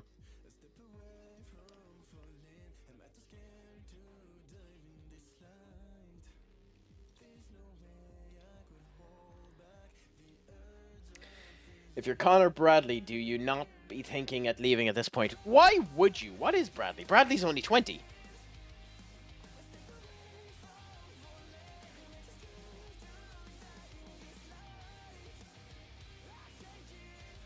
Born 2003. That makes him 21, right? Or is it 22? 21. I mean, Frimpong is going to join now at 27. You will be rotating the two of them. So it's interesting to end up seeing how it ends up going. I don't think so myself, Skull. I think you end up staying there and being a rotating value. I doubt they're going to play Frimpong as a winger. They could, but I doubt it. Surgery's a quick fix everyone loves. Fucks you up long term though, Crack. Yeah, that's the thing about it, because an awful lot of wrestlers... Ironically, again, being a massive wrestling fan, ironically what happens with the wrestlers is they'll take the surgery because they're bigger and they've gone through more actual development of their body. And because they've trained more, the healing process is better for them. You know, so it ends up helping them in the long run as a result of that. So it's incredible the way that it ends up working sometimes. God damn it.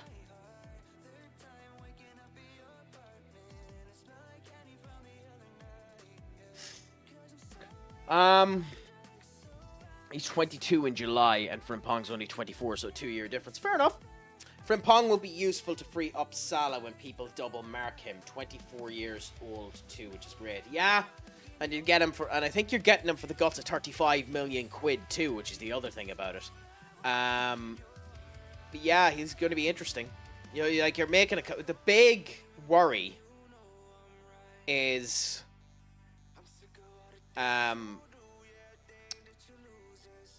will all of these changes cause discomfort, because you're basically changing half of your back line now, which is, you have to anyway because Trent is leaving, but changing half of your back line will be interesting. I still think, ironically, you need a defender as well.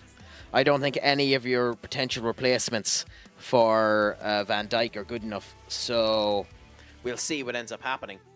But it'll be interesting to see. Could you do back-to-back league titles? Maybe. But it also depends on how much City ends up spending.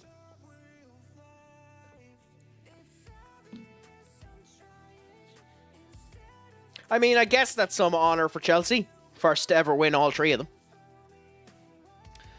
them.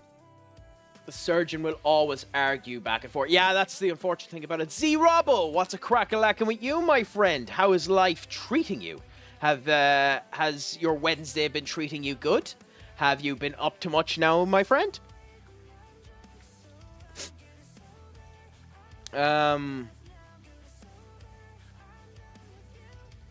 Yeah. Yeah, but you don't want to be... That's the thing about it. You don't want to be getting too many people yet either for the time being. So that's the thing about it. Yeah, but there does become that problem too when you're replacing someone. Are you ultimately worried a bit too much about those type of optics? I was gonna say if it was US, surgeons would be arguing because they get paid. Yeah, but that's even a problem over here in the UK as well, where surgeons are they're not as much on the actual money side of things, but they do in general think that it's just a better option, which it kind of is. But the problem with surgery is the rehab, and an awful lot of people, when they go in for surgery, kind of neglect the rehab properly, and that's the problem. That's the major problem.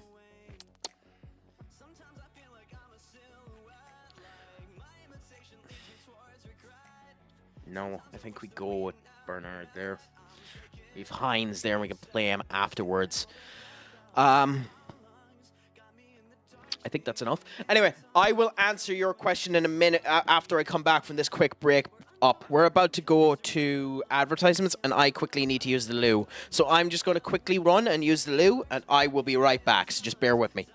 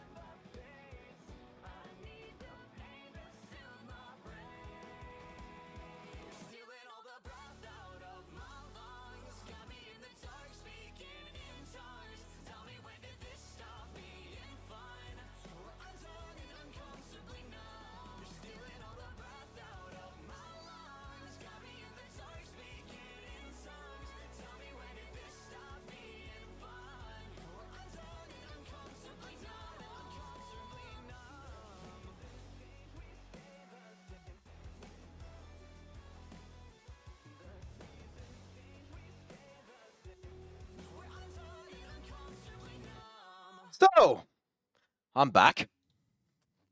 So, good time to be back. Let's look at what ends up saying. I did, yeah. I mean, when you're losing against a foreign team like that, it does make you feel like you should be in charge of something like South Seals FC as opposed to United, you know? So I can understand that, trust me. But it is a bit of a joke, to be honest. I remember when I was young, like 5, I had surgery to remove my tonsils, got an infection, ended up in the hospital for a week. Nailed it on the head, crack. They think it's the surgery that fixes them, but forget about the physiotherapy, still has their jobs to do. And the other problem, too, isn't even the physiotherapy, because what an awful lot of people end up doing, too, is they overdo the physiotherapy. They don't know when to actually rest. I was joking, by the way, up. I was wondering who'd pointed out. Yeah, the flip capability there. Me trying to add more effects in order to be nice. You know, making it so that this can be used. God, I love that clip. Genuinely, I make myself chuckle. It's so bad to laugh at your own jokes, but genuinely. But yeah, it's just people end up taking it too much into it. Like, one of the things, and it took me going over to Thailand to figure this one out, is I've been going to the gym now for about a year, and I'm still not fit or healthy. But I've been going properly to the gym for about a year, you know. Sorry. Talking about the gym, so need to look like an asshole. I've been going to the gym. Sorry, no. Need to be proper arsehole about this. Give me a second.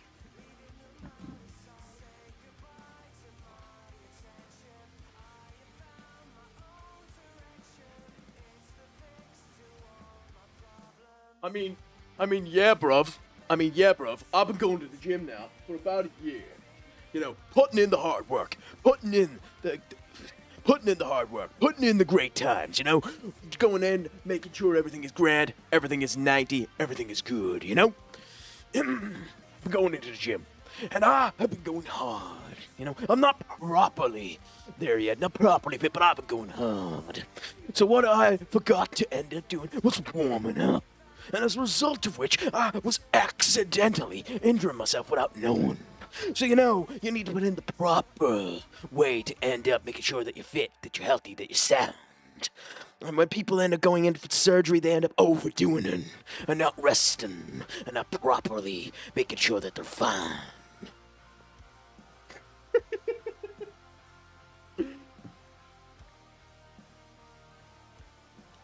Do you live, bro? Yeah, I live good, I live fine, I live great. In fact, if I was really being an arse, I could actually play the video. For those of you that are in the Discord, because I'm not going to play it on this, because it will actually end up, because I don't think anyone wants to see it.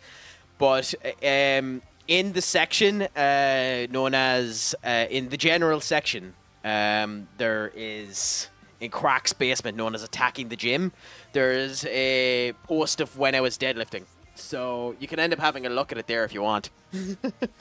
Funnily enough. But yeah, that's the thing when it comes down to physio. You just need to be careful about that. Also, I done all that, and I done it when Senior Duck wasn't here, so he didn't end up clipping it.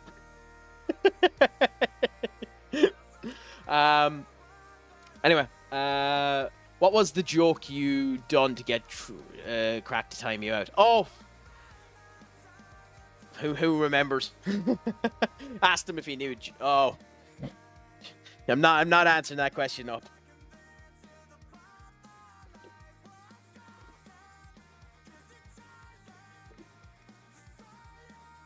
I love Wrestle Talk, to be honest. Good bit of crack.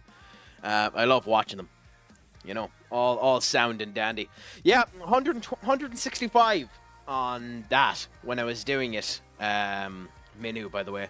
But, you know, still a lot of work to do before I end up getting, you know, properly at it. Where I end up getting to a good, consistent level. But, you know, small streams, small balances. When we end up keeping at it. But yeah, that's that point. Anyway, on we go to the Villarreal game. Enough stalling, as they end up saying. Stefan Leviti, we end up going up against you. And let's see how... Oh,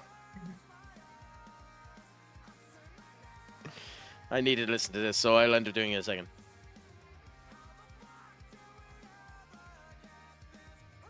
Oh, crap. You ended up clipping it.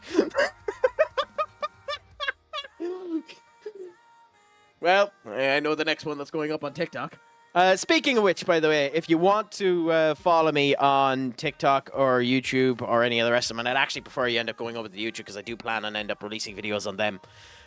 Plus, with the way moderations are going, you know, advertisers a whole lot of running out of Twitch, so it's dying. Just subscribe and end up liking on YouTube, Twitch, or TikTok, or any of the other ones. Maybe on Kick. But yeah. Anyways. Hope I got something. Thoughts on Saturday night main event? Thought it was the worst event in a while. It definitely wasn't that good, to be honest. My biggest problem with Saturday night main event, ironically, was the advertisements more than anything else.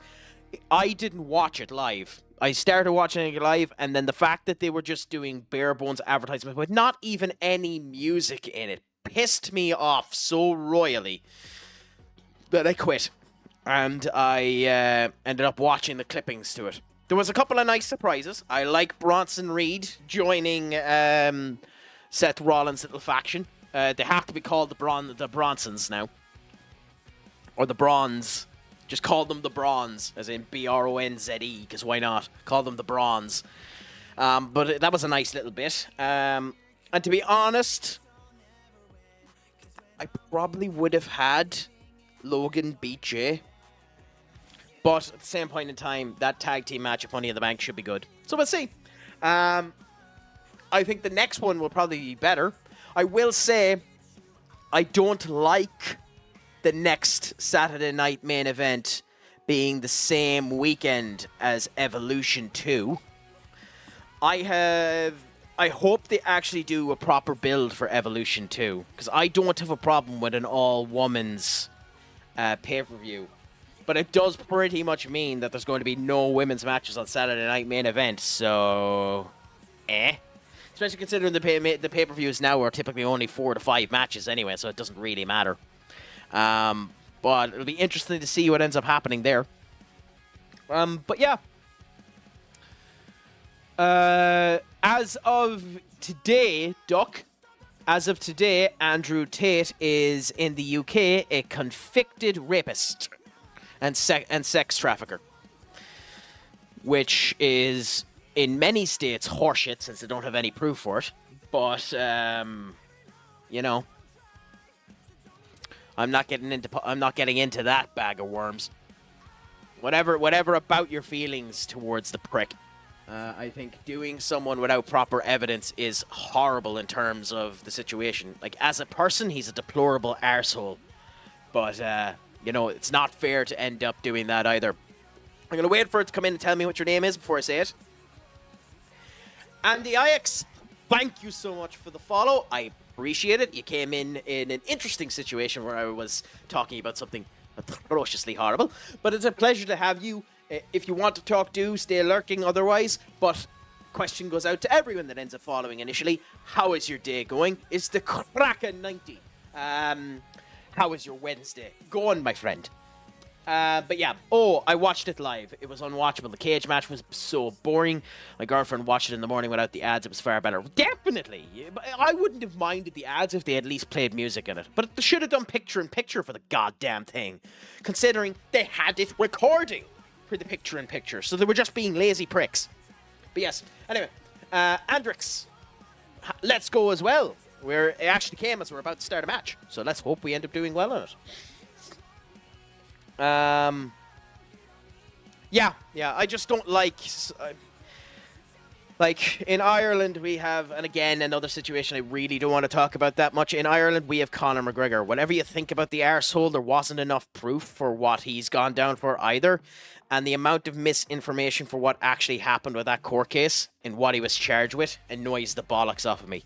Again, deplorable prick. Whatever you end up thinking about him, not a nice person, not a good person at all. But don't lie about what someone's actually been bloody put down for.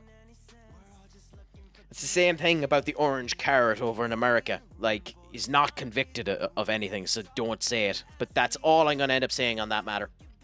Anyway, as we go into this again, Villarreal are mid-table and have been for a few years, so we should be grand going up against them. So we'll see what ends up happening here. Hopefully, we end up doing a good performance against them. We have by far the stronger team. But yet, something about us is a bit off, and I can already tell. They're not performing with our usual vigor. Yep. But at least we're doing that.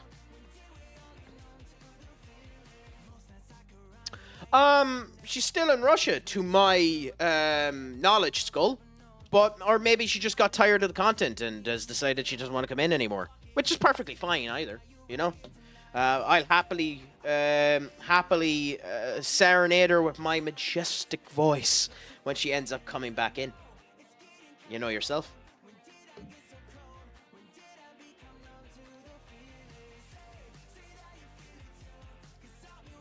But yeah. Anyway, I can't end up stating any more than that. She wasn't in the Discord or anything else. We just continue the way that we are. I will say we're attacking a wee bit more creatively now, which is nice to end up seeing. Ard is particularly good at finding those. Warren Emery would normally end up scoring that, so that's why it's a bit... And Eduardo probably would as well, so that's why it's probably a bit annoying seeing Ugarte ruin that particular attempt. But we'll see how this continues to end up going. We're doing sound. It's only 20 minutes in, so we don't need to worry that much. And we seem to have good control over the ball until we end up doing bad passes like that. That was a Bruno pass right there. Vinicius. Oh, God, Guller's injured. I love Faust and Mastantino. I don't know if that's going to count. Do we need to take Ard off? No. How far was he off on that one? God damn it. That's an unbelievably tight goal to let in. So give me any indication what the injury was. Groin. That could be a long injury. Hopefully not that bad.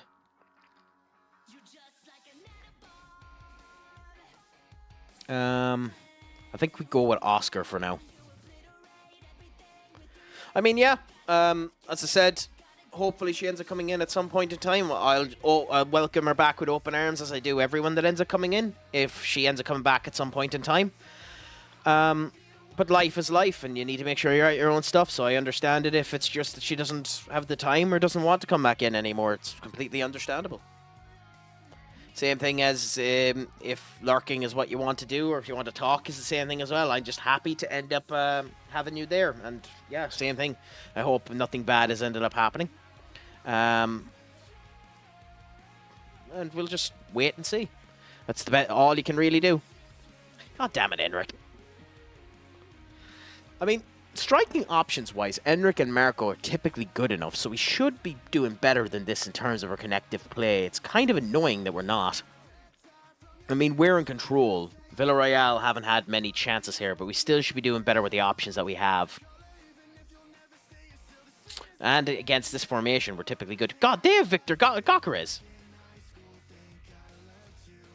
Huh. How long have they had him? They have him. Oh, no. Bought by PSG. Oh, I think he's on loan. Yeah, he's on loan, yeah. Interesting. I think that's a sleeping hen that no one really talks about at the moment as well. PSG haven't been making any noise in the transfer market at the moment. And I know they spent a lot of money in January. Like, I think it was 150 million quid in January. But PSG will probably end up hitting the transfer market at some point in time in the near future as well. So there is that to end up coming. So I wonder how that's going to impact Premier League clubs' movement.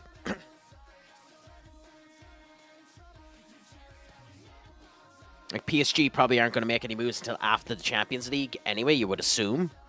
To see what actual money they end up having. But there could be an interesting nugget in the way of any potential signings. We have to be performing better than this. What changes do we make if we need to? Go ultra attacking for now and hope.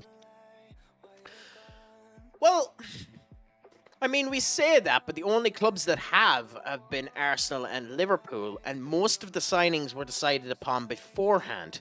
Like, it is... I'm not a bitter man, but I hope they lose on Sunday. I mean, honestly, my brother said it to me there, and it makes me want to make them win as well. I kind of want them to win simply because it's their first season without Mbappe, and it shows that PSG isn't just the Mbappe show, you know, which kind of an awful lot of people kind of equated it to. But at the same point in time, Inter are a fairly good team, and there's a showcase that experience is still allowed. Like, I think Inter's...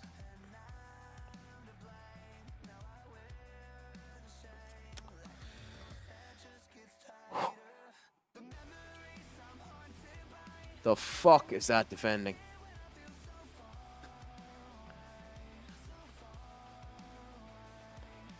I think Inter is a nice showcase where experience shouldn't be just classified as horrible, you know?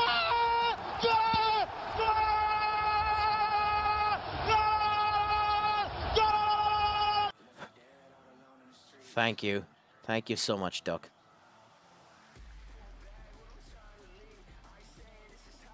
Thank you for that. Thank you for that. For that 5-5 in Milan alone, I'd love to see Inter win. Yeah, I mean, yeah, definitely. But I think the goal that maybe experience isn't a bad thing, considering the average age of their squad is close to 30, is good as well, because it might allow, especially the likes of us, to actually do some competent signings of people at a competent age, to add experience to our squad. So for United's purposes to showcase that, hopefully get that idea that we can't sign anyone over the age of 25 out of their fucking minds would be good. But I don't mind who wins. Either the two of them would be grand for me to win due to the right that you shouldn't be able to play in the game. I mean, fair enough. Either way, it should be a good game.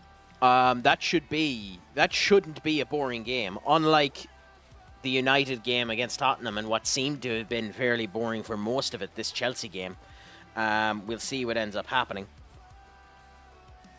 Supposedly, Liam Delap is after snubbing... Supposedly, Liam Delap is after snubbing United and Chelsea and is going to be signing for Everton, which is interesting. Interesting. I actually think if that's the case, that's the right decision for him. What a free kick, by the way, by Foston.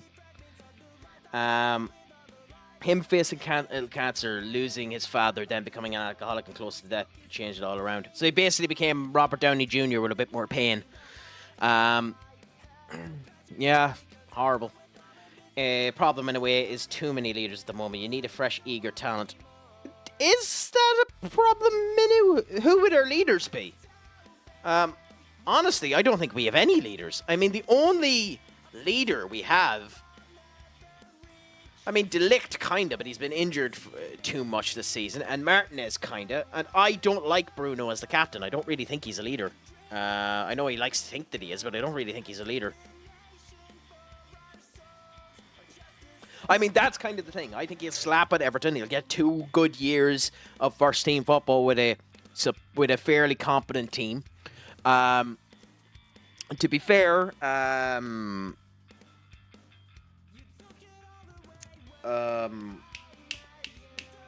what the fuck is the name of their manager again? Because we had him. What's Everton's manager's name again? Why am I forgetting his name?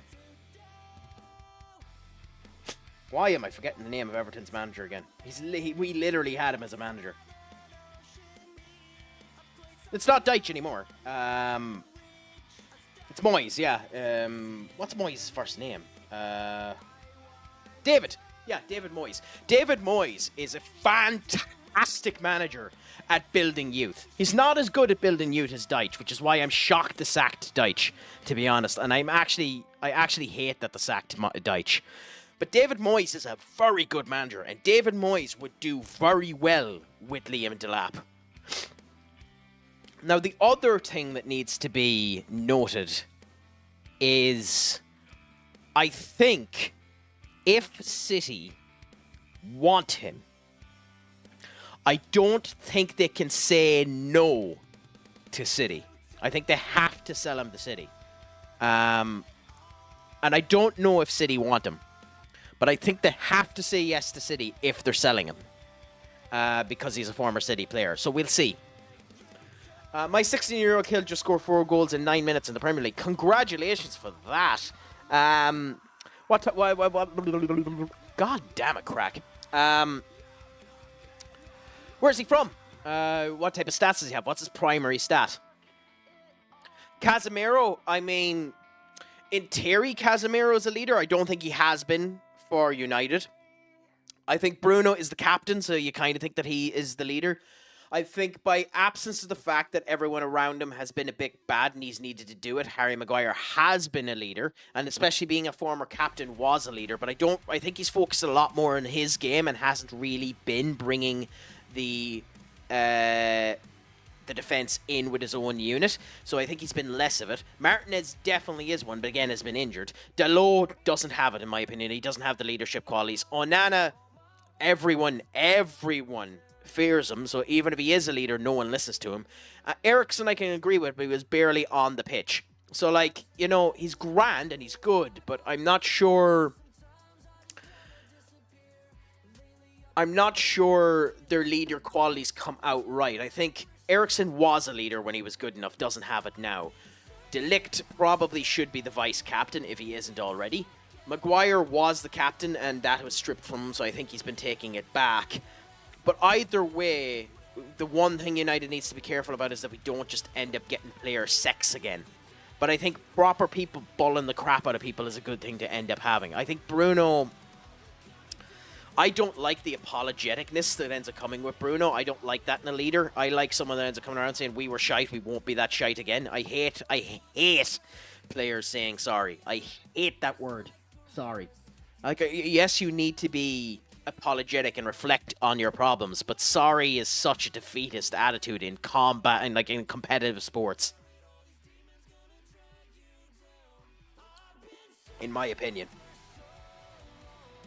Oh, we're on the clip leaderboard with that clip you ended up posting up, Duck. So 7 people have viewed it, so feel happy about that one. It might do well on some of the other platforms. England, and he is unbelievable. Never seen anything like him. Plays up front across the wings. Nice! Well, I'll talk to you again when you end up coming back, Black. Jesus. I mean, astonishing that they scored the goal. We came back with a 4-1 win, but the fact that it took so long for that to happen, and the fact that Enric didn't perform, is concerning.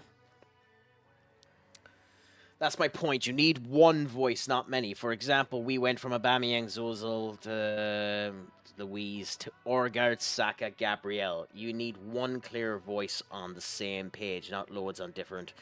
I mean, but ironically, I think that's your problem. Because Odegaard is your captain, but when he plays bad, no one is bullying him out. Gabriel is still improving and has the potential for it.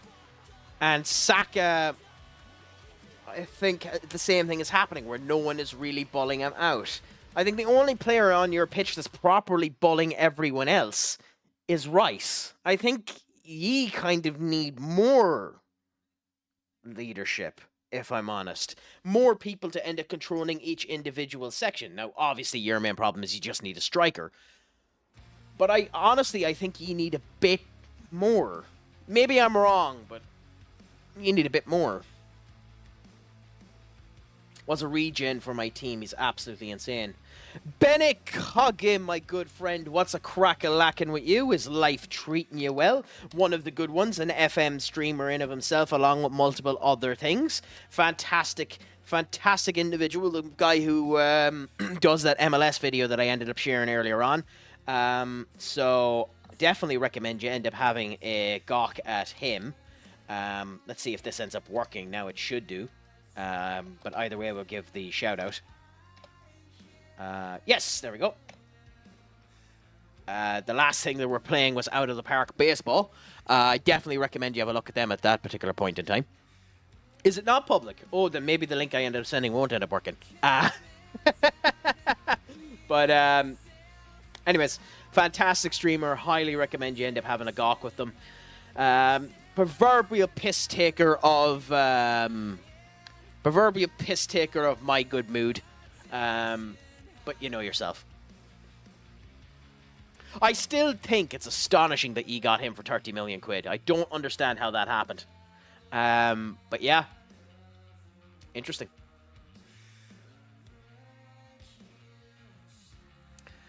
Granted, he's been awful this year. Rice and Gabriel is our future captain, monster of men. Yeah. You also need to look at your academy the fact that he let Obi and Heaven go is a goddamn joke. Because both of them look like absolute talents. And maybe that's something for us to look forward to, that we have a couple of diamonds in the rough in our academy. But you don't want to be relying on that at the same point in time.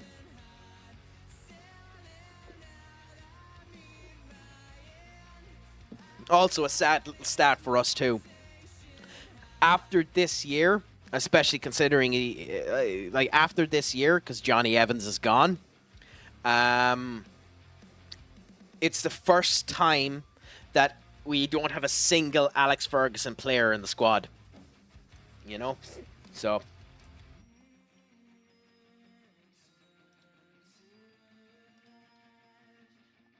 it's unfortunate that. But, you know, things happen.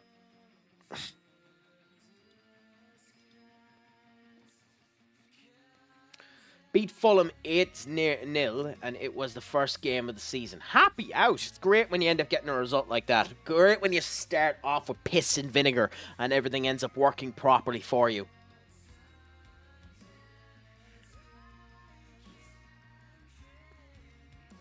I don't know how to feel about Nwaneri. And there's some players where I just don't understand the positioning that you're playing them. Why are you playing Lewis Skelly? Is that how you pronounce him? Why are you playing him as a left back? He seems more like a centre defensive midfielder. No, Heaton was released. Duck. Heaton's gone. He was released. He was released for Victor Lindelof.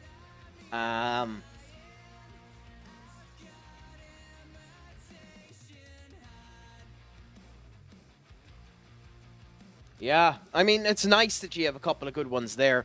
The big problem is, did they ever actually get in? I think with an awful lot of youth teams, it's even the case with United. Like, we have people that are 21, 22, and they're still never going to break a chance of getting into the squad. Like, Ethan Wheatley is on loan there as a striker for us. He's 22 now. He's never going to end up getting a fucking whiff at our squad. So, like, we just have to sell him now and hope we get something good for him. And then when we end up selling the players, they end up doing well elsewhere, like the Alvaro Fernandez going to Real Madrid now. Fantastic for him. Sad for us, considering we don't use the position anymore. But let's see what ends up happening there. I mean, I don't think so. I think Collier is one of the guys that can actually get into the team if he just stays fit. But we'll see. I'm not sold on Skelly. Not seen much of him personally, but his booking record seems concerning. I mean, I don't know how to feel about that. Because, like, the bookings in the Premier League are very light anyway. I like Skelly. So I do. I really like him. And think he has the potential to be a great player. I just think you've been playing him in the wrong position. And I think that's been hurting him, to be honest. But we'll see.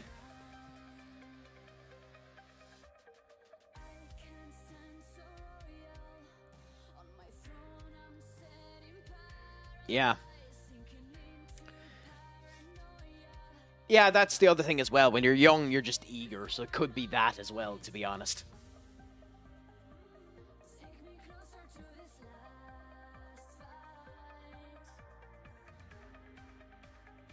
I mean, yeah, that was stupid. That was honestly, that was daft that we ended up doing that. I never understood it. It's annoying too because I always thought there was a player in him.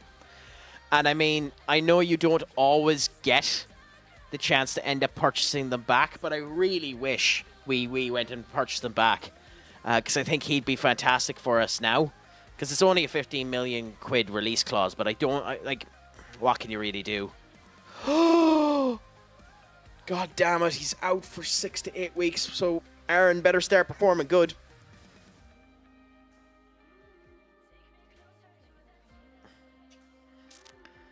I mean, the MLS isn't even top 10 in the world, Benny. So, you know, a player in the top league in the world can take the acronym.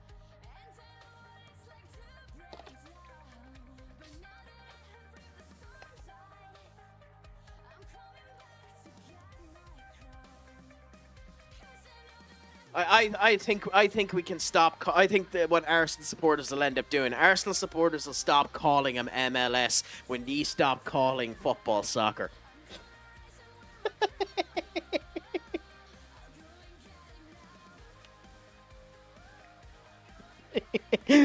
And yes, I'm just being a complete troll.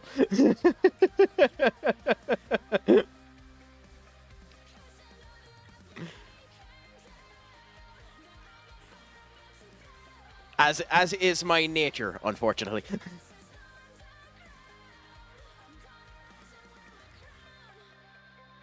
But yeah. And the fact he never got a chance to prove himself and sold him never got left back in. I don't know how to feel about Amas, but I think they're going to be good. Yeah, hopefully they'll end up being grand. The other thing with Alvaro is he was 22, so it's hard to know when you're selling him. Like it probably was the right move. So who knows? It's actually us who told the Americans to call it soccer, by the way. Really? Why? When did that happen? I didn't know that.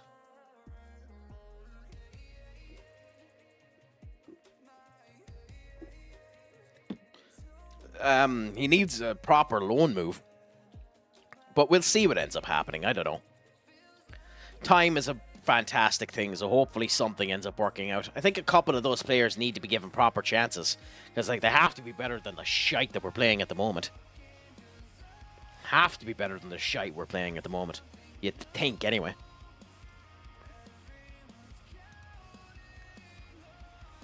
Like, I know there is that.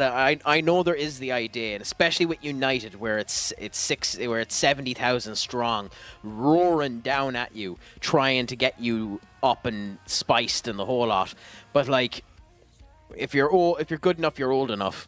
But like, we were so bad, we should have just started playing some people. We play tonight, by the way. Toronto, Philly in 2 hours. Are you going to it, Benny? Or is it an away game and you can't go? Early days, we took it over there and didn't want them calling it the same thing, if I remember correctly. That's interesting. In the United States, the sport most often calls football. It's often referred to as soccer because the term football is already used for American football. Soccer is a shortened version of that. I mean, yeah. Well, it was Black that was saying that that it was called, that we called it that. I don't know the history of how it was introduced. I know that originally, football wasn't a English game. England isn't the country that created football. I know it was a game created in the World War. I think. I think the originators is France, isn't it?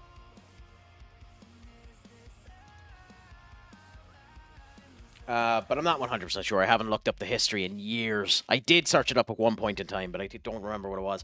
It was... I know...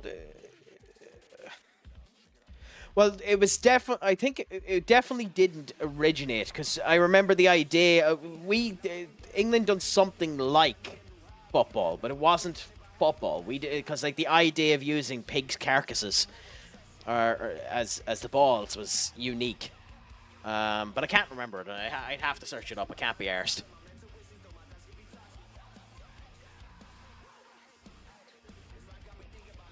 Other countries had similar stuff, but not the same. Fair enough. Fair enough. I mean, I don't care at the end of the day. I just am annoyed with how absolutely crap Ireland are at. It's still, to this day, it still annoys the bollocks off of me that in Ireland there are only 11 full-time academy coaches in this country. Never mind the teams. The goddamn country. There are only 11 academy coaches. That is a joke by the FAI, by the Football Association of Ireland. They should be ashamed of the amount of funding and the amount of actual progress they put into our country. It's astonishing how bad we are at it. We're so bad that I think in terms of youth development and our general like young game, like not even like on the Ireland team, but like our grassroots.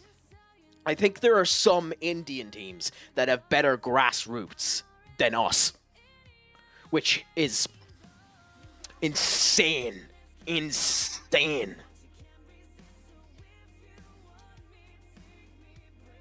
Sorry, yes, no, that's not including Northern Ireland. In fact, Northern Ireland, in terms of youth progression and in terms of actually developing the game, is one of the better in the UK. I think technically you're better than Wales if you're from Northern Ireland. Black, I'm not going to assume, but I think Northern Ireland are better than Wales at it. It is a statistical fact that Northern Ireland will be a better projection of talent than the Republic of Ireland within the next 5 to 10 years. In fact, it is insanely likely within the next 3 they overtake Ireland, the Republic of Ireland, in the football rankings. Incredibly likely. No, it's just because the government and the FAI won't put funding into it. There's equal funding from the government being put into the Football Association of Ireland as is put into the Rugby Association of Ireland, which is a different name entirely, but I don't know what it is. So it's just in terms of just raw funding being put in, the funding is absolutely crap, and then the FAI is ran by a bunch of nincompoops. Sorry for ranting, but it's just it boils my grill so much. Genuinely boils my grill so much. What? What am I forgetting? Skull. God damn it. I mean, that's still up there. Happy out. Yeah. What am I forgetting? Skull. I haven't a clue. Still up on Kick. Fair enough. Still up on YouTube with 0 views, but who cares? And on the vertical, still up on that too. Everything seems to be fine. Maybe not. Okay, so I need to work on that. So why did that change so it should work? Anyway, that's future Crack's problem, I suppose.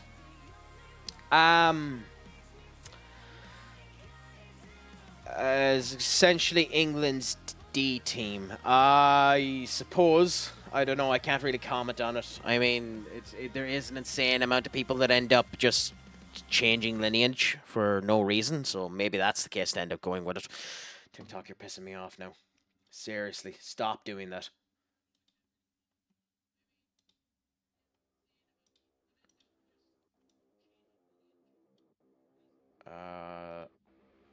That's fine there. That's fine there.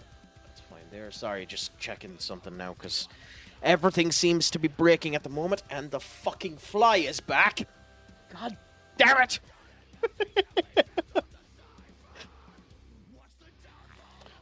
I thought that war was over. I can't even think of one good Irish player currently. I mean, there's a few of them. In terms of youth, we have a couple of nice players, young-wise, that are grand. It's just they're in different parts of the world, so we'll see if they end up coming anywhere. I know 1 of 2 of them that are in the Swedish league and all that type of ways, but we'll see what ends up happening. It's probably the thing that annoys me the most about United. We used to always have 1 good academy player from Ireland in there. There currently isn't one, and that's really annoying to end up seeing. Was never a part of the Republic of Ireland, we would actually be able to fund a lot more. Maybe. I don't know. I can't really comment.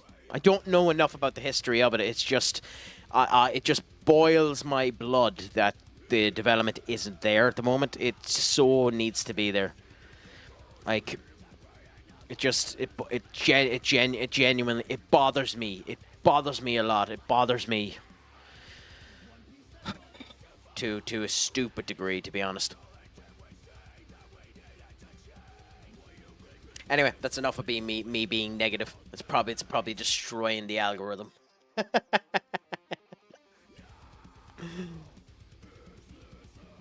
Yeah, it's good seeing the UK nationals do well as well, especially on FM. I always see to prefer them for registration rules. There's a player in the academy with the team I've gotten trails from United's. I know nothing about it. I know nothing about it. I know very little about our youth. I know that all I hope is that our dentist does well whenever we end up getting some young players in, and that we end up doing grand. I know Ebdu, I think that's his name. There's a striker that we have there that's young enough at the moment that is doing okay. Let me look at the squad so I can tell you. Obviously, we've Quabe. Yeah, Adam Edu, the 24-year-old. But, like, it's just... He's with Celtic, sorry. And then you have the likes of Evan Ferguson, who you hope will end up doing well. But, like, it's hard to know with Evan if anything is going to come from that. I mean, Benny would know a lot more than me, because he watches... I don't know if you're still here, Benny, but how was Ferguson for ye when for the loan spell that ye ended up having him? Was he anyways decent for ye at all, or like how was he for ye?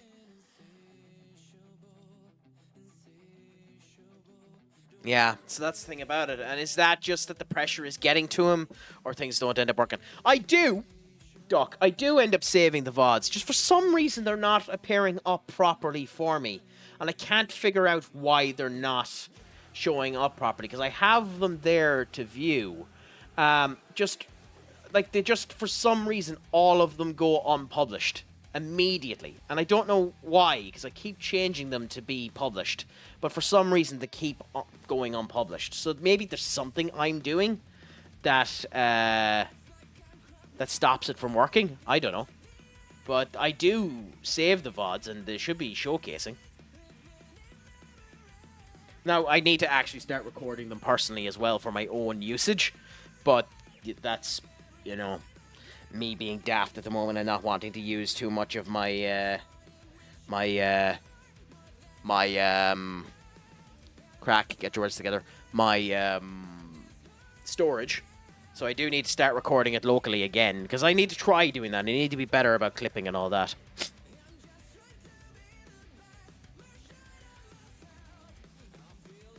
It should be there anyway. I mean, that war with that... By the way, just so you know, for those of you that don't know the context of it, I have been at war with that fly for about 2 weeks now. And unfortunately, the bastard keeps winning. And I wouldn't mind. It's not even that he keeps winning. It's that he keeps bringing... he's doing guerrilla tactics. It'll just show up and then piss off. And it's just getting on my nerves.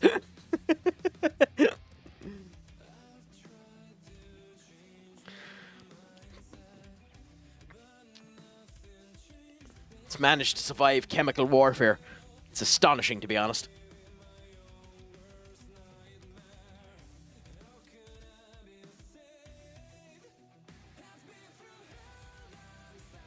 Yeah, we want him, but we can't get him yet because he won't join us. So even if we do the offer, he won't join us, which is the annoying thing about it. But we can try.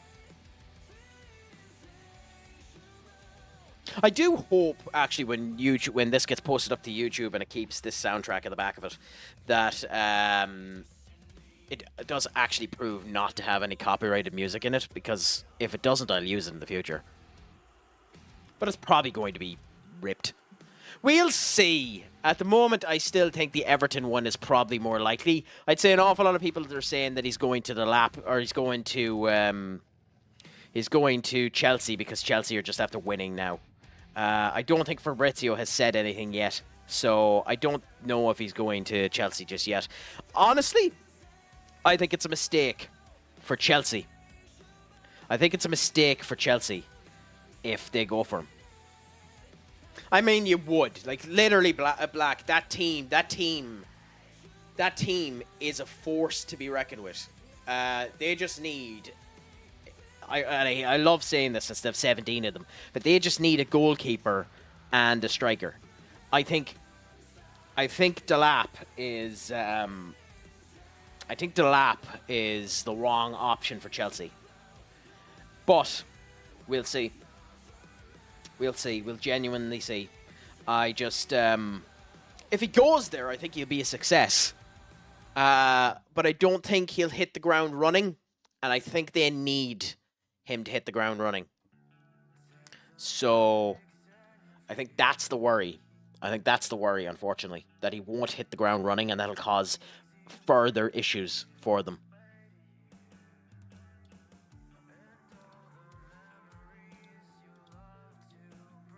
And there's no point.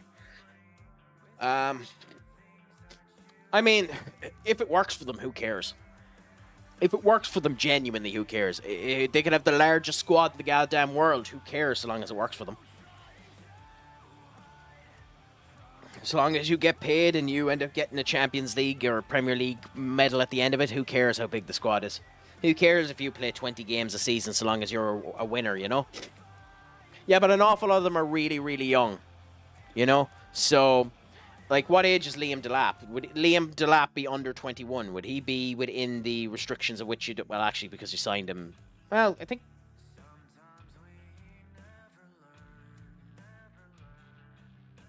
Liam Delap is 22. So, yeah, he'd have to be registered. But I don't know. It's going to be interesting. Plus, they're going to be selling a couple of players, too. Yeah, like, they're going to be selling a couple of players, too. So, we'll see what ends up happening. Like, it's a thing that is very close to being completed. Very, very close to being completed.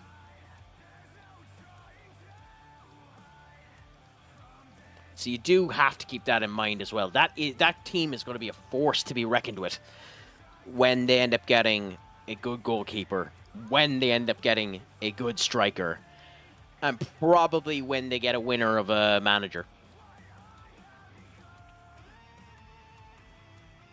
Oh, who cares? Who cares if they spent the fucking arm, leg, and the fortune, so long as it works? I couldn't, like, genuinely, for Chelsea fans, who cares? It's the game now. You just have to play the game. The game is the game. Genuinely, who cares so long as you end up getting the result? Valencia is actually a really strong team too, with Unai Emery in charge, so we do need to be careful here.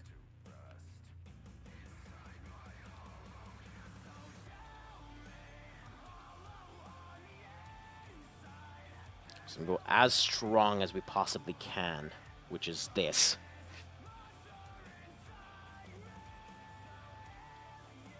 Enric played bad the last day, but Oscar didn't. So I think we go with this squad here. Aaron and goal, our good traditional back lineup, who we can swap at any point in time if we need to. Gale is still injured. Pedro is there.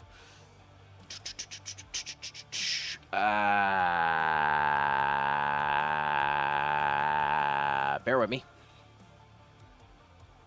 The fuck?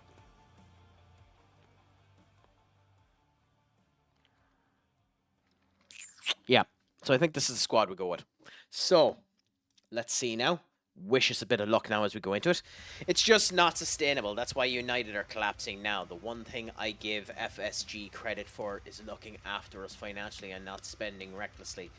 I don't agree, Black. I don't agree, because the thing with United is, and this is where people are misinforming or just blatantly lying about our finances. I think it's 63% of United's current financial straits is the debt from when the Glazers bought the club.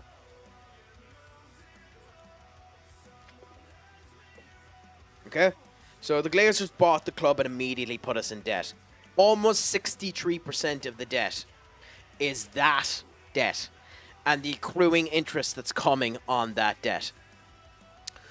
We have about 200 million quid in expenses on transfers that are happening at the moment. But the problem is we're paying it off so that there isn't actually interest accruing on that. So we pay off the interest plus about 90 million of that every year. And that's where the finances don't make much sense. Because, yeah, we owe 300 million in transfers, but, you know, we make it because we make 500 million a year. Now, that's going to be down significantly this year because we're not in Europe. So that's where the caveat comes this year. But no one really knows the finances. And with FSG, it's not, you're right, they haven't been spending recklessly. But it's not that they've been looking after you. It's just that they haven't been spending it. Yeah, but again, those sackings aren't a case of United being financially in debt. Those sackings are a billionaire being an asshole. A billionaire being a billionaire. And that's the thing about it. You don't become a billionaire unless you make things efficient, unless you end up doing it. Like, maybe there were too many people being hired there beforehand. And say what you want to about the arsehole. Say what you want about the quality of the app, but I'll use it as the example. Elon Musk ended up purchasing X, ended up cutting 50% of the clientele. Although the app is a cistern pile of horseshit, it works. And it works about as well. I know this week is a bit of an interesting week to say that since it failed this week, but it works about as well as it did before he bought it. You know? So it's in this particular case, maybe it's the debt that's causing us to need to do that. Or maybe it's an arsehole of a billionaire trying to penny pinch his money now that he has an investment in it and trying to get his money back. So I think that's just an asshole of a billionaire more than it is the debt. But I understand what you're saying too. Again, that could be the optimist in me more than anything else. I think there's an awful lot of horseshit being said about United's debt to benefit United so that they don't have to spend anything. If you get me.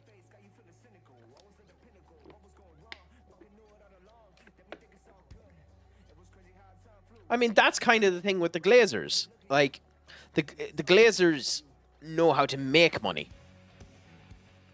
Like, the Glazers know how to make money. In fact, there's bloody books written about how the Glazers make money. The amount of money that the Glazers has made for United is stupid. Stupid and honestly impressive.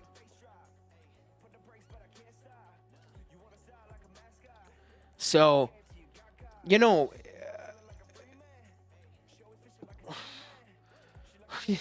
like, it's one of those situations of, who knows?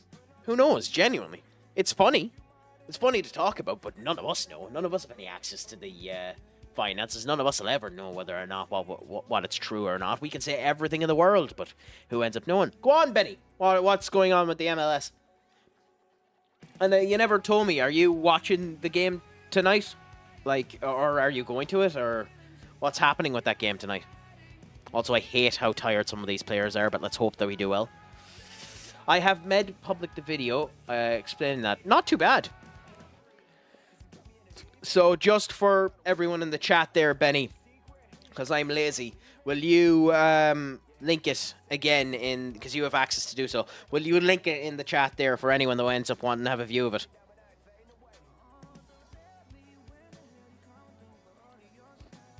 Just, you know, give them a bit of fun, give them a bit of grandness. Try using mobile device to view comments. Last real performance. Fair enough. TikTok seems to have broken again, because of course it bloody has.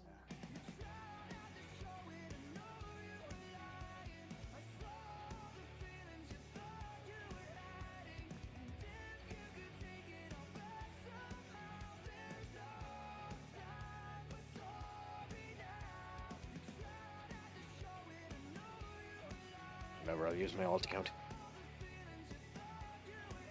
I mean, yeah, okay, fine. It's working, so I don't know. Anyway, yeah, if anyone wants to have a look at that, you can end up having a gawk at it there. Okay, sorry, I missed that. Sorry, Benny.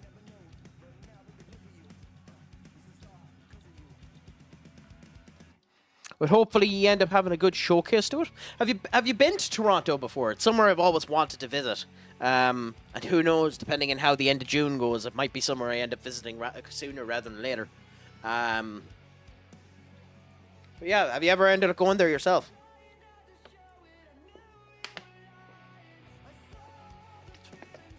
Not too bad.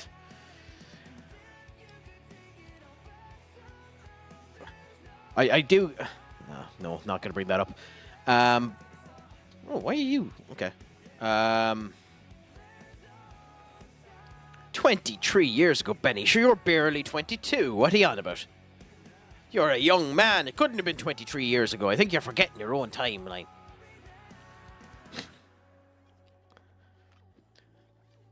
You're a man with youthful vigor. 2 games until I potentially won 30 in a row in all comps. But isn't your record something like... I thought you said your record was something like 150 games unbeaten. Or is it just wins in a row that you're specifically on about? You still haven't lost in something like 150 games, right, Duck? What a goal by Edmund. Oh, genuinely. What a goal.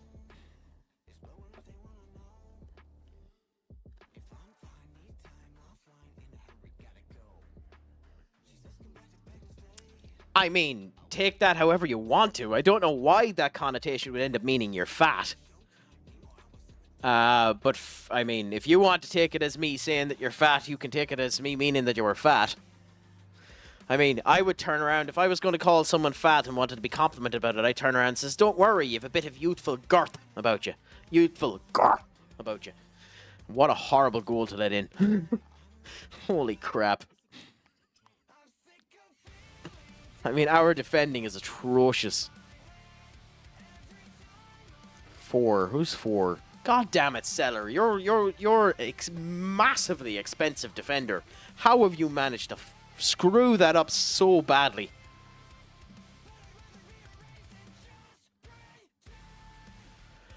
Anyway, advertisements are on, so we'll wait until they end up finishing up until then. Oh no, I know, I'm only pulling the piss with you, Benny. No worries, I know 100% that you're not saying that I'm saying it.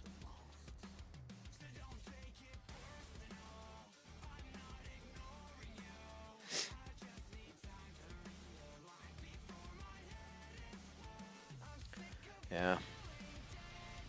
I'm thinking of setting up a podcast in the next wee bit to end up giving some of my opinions on potentially football and wrestling and certain other things, since I seem to have an okay element of talkage.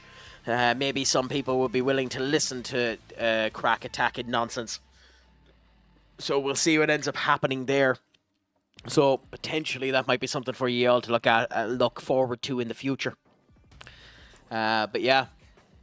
I mean, it's a good signing for Napoli. It's a good signing, Kevin De Bruyne going to Napoli. Honestly, I think Goldbridge said it right. If any of the promoted sides had any vigor about them and could afford his wages, the promoted side should bite his fucking hand off before he leaves the Premier League. Like, genuinely, if any of them were able to do that deal, that should be the deal they do right now. Honestly, imagine Kevin De Bruyne going to Sunderland. It would do absolute wonders for Sunderland. You know, I think that would be the best move for everyone involved, because I think a Kevin De Bruyne in the Premier League is still good for the Premier League. But at the same point in time, maybe he just doesn't have it anymore. Maybe he doesn't have it to be able to do it. But that's my opinion. That's Enric, you useless sack of shite. 1-on-1 with the goalkeeper. Oh my god, that's infuriating to see, especially when we're tired and not everyone's playing to their best. But yeah, 188 to go. That means another 5 years before you end up getting all of them, Benny. Not in game, in life. But fair play. What one did you end up getting first?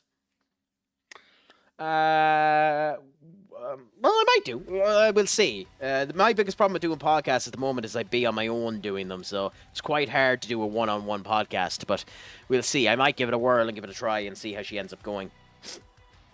God, we're doing atrocious. How have we only had one shot on target? And I'm guessing that's the Korean FA Cup, is it?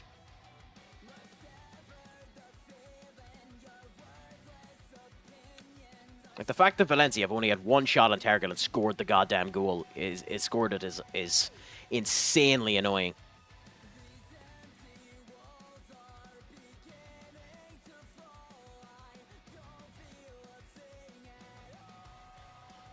Oh yeah, like I'll don't worry. I'm hypothesizing how to end up doing it. My first thing is figuring out my audio issues because for some reason, and to me, it seems sound, and you probably noticed them with my TikToks. For some reason, when I'm doing this, the audio seems fine. Like, maybe I'm wrong, maybe that my audio could be improved, you let me know. But when I'm doing streams, my audio seems sound. But whenever the clips end up coming through afterwards, they have a loud kind of echoey feel to them. And when I'm using a recording software, it seems the same way. So I need to try and figure that out. I wish I actually had some competency when it came down to audios. But yeah. I had a South Korean tycoon buy out Liverpool just before on my save. They instantly got rid of the Tarmain affiliation for some reason. Typically they do. Typically that's the first thing to do. They remove all of the associations and start them from scratch. But I think that's meant to be a contractual thing that would end up happening anyway in real life. I'm not 100% sure, but that happens all the time with everyone whenever a new ownership ends up happening. With me, funnily enough, it happened quite... Oh my... How is that not a goal? How is that not a goal? How is that not a goal? That's insane. With me, it happened with Real Madrid when we ended up electing a brand new president. So it's interesting that can end up happening. God, that's atrocious. Atrocious by us. That's sickening. That's actually sickening.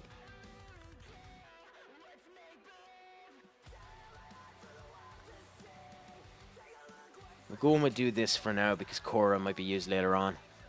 That's... Ugh. I think podcast doing on your own is hard, but if you'd like maybe a viewer from your chat, I don't know. We'll see anyway. It'll be a future thing anyway for now. So as I was saying there, I need to figure out the audio things first, so... Again, future cracks problems.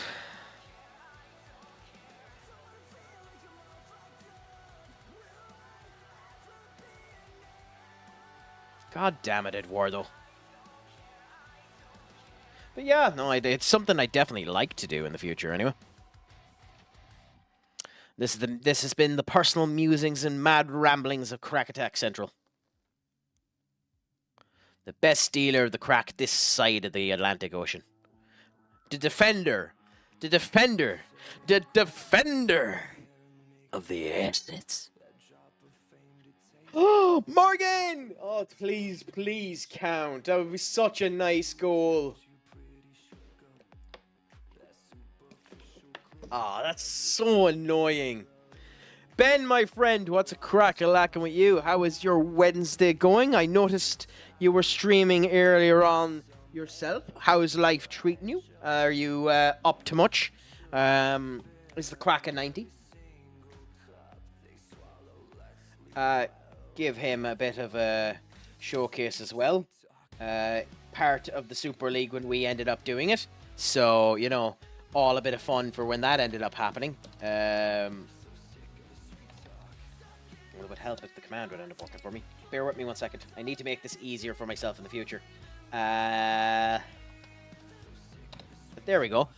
Do give him a gawk. Sound Isabel, and yeah, good bit of crack. But doing good. Just been chilling. You? I mean, I was trying to overcome my depression from watching United earlier on today, and decided the best way to do that was by playing a bit of Football Manager and potentially showing how to be a competent manager and competent football entrepreneur. It is arguable whether or not I'm doing that at the moment, although we failed to lose, so that's something. Doing a podcast now and say you're want based on football with transfer windows going on is probably the best time to do it. Maybe. I don't know. We'll see. We'll see. There's an awful lot of horse crap going around at the moment, so we'll see what ends up happening. Again, fix the audio issues first. Oh, come on, guys. We really need a bloody score. Gata for you.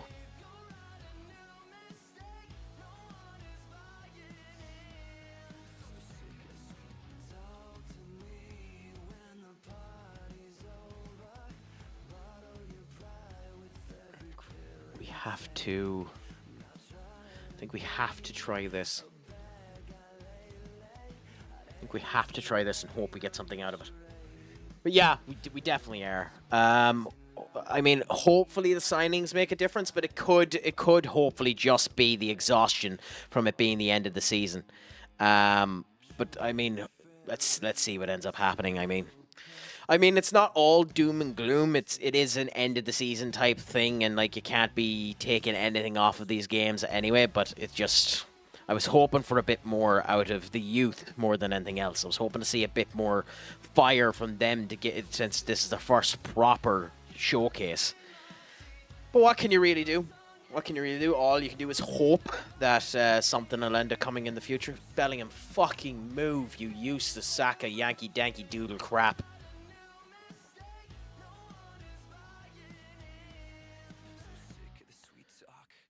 Come on. And Vinny taps it in. Nice.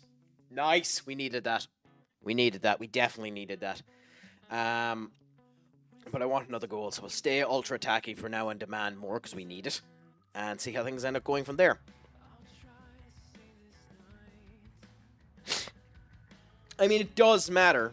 It does matter. And the reason why it matters, Skull, is because it's starting to get to the point now where it's affecting belief in Amarin. This is an all-stars team, which means it is the best players of Malaysia and of the Asian Peninsula.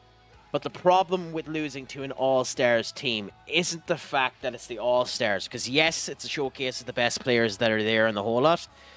The problem with losing to an all-stars team is the fact that they're not a team.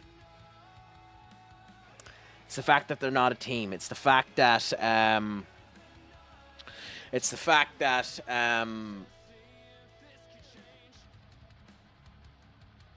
they've never really played with each other, and the manager has never really played with them. So the fact that they win is an incredible showcase of the ineptitude of us. And the other reason why it matters is because and Ruben's own fault for mentioning it, if Ruben is honest about the fact that he'd leave with no compensation, Napoli are about to renegotiate and actually sign Antonio Conte's contract. And, I mean, it's a poke. It's a poke. With that being said, I wouldn't do it. I'd stick with Ruben. He's eroding my faith in him as well, because losing to a team that's never played with each other is incredibly soul destroying, to be honest. And it does make you feel like it has to be a level of ineptitude. Like, yes, this isn't the players that he wanted. Yes, his first signing hasn't come in yet. But Cunha will be good in any system. And we'll see what ends up happening. I mean, also, when you're saying that Sancho has confirmed that he's not coming back to United, I mean, fair play to you, Sancho. You don't have a choice in that fucking matter, you dipshit. Why are you confirming it? You literally don't have a choice in the matter.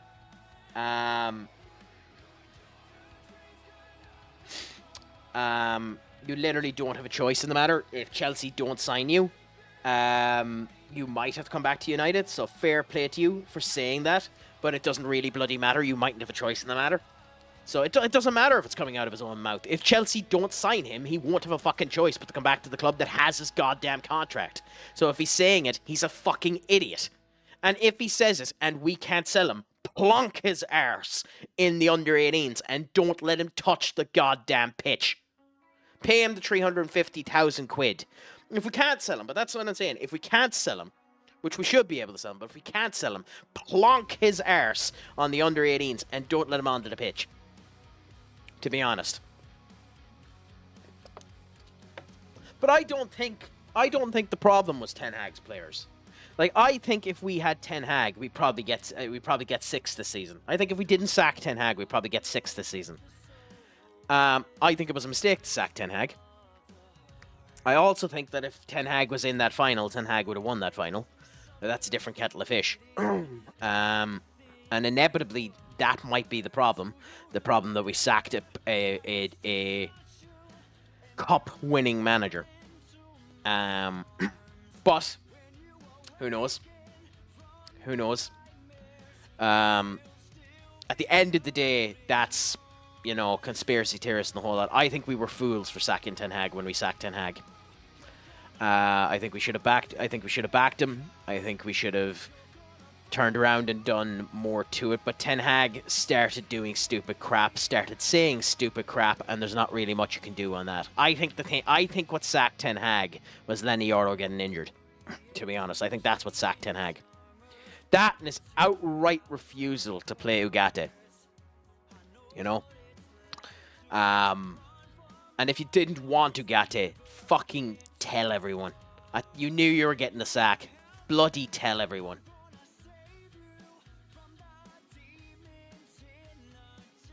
You know, that's my viewpoint on it. Maybe I'm wrong. Maybe that's being mean. Maybe that's being deluded.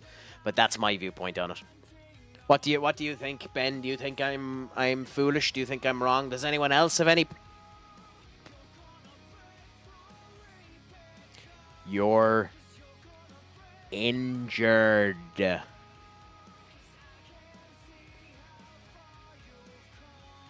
not talking to you. You can go piss off. You're injured, you prick.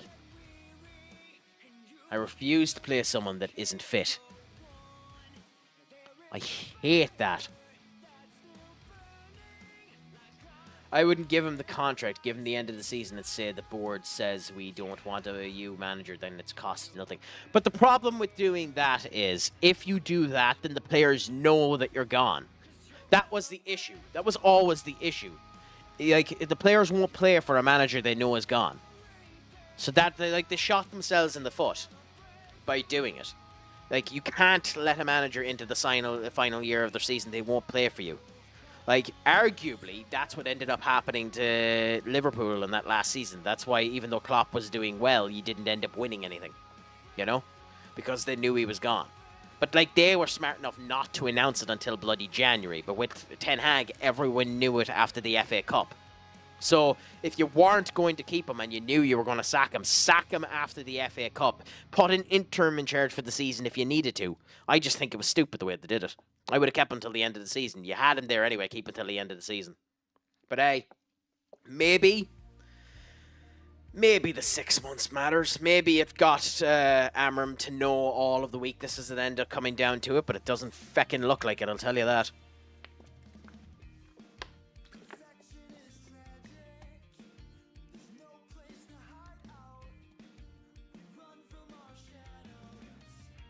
Certainly doesn't look like it. He's made himself look like a fool, and the latest interviews have been doubling and tripling that fact.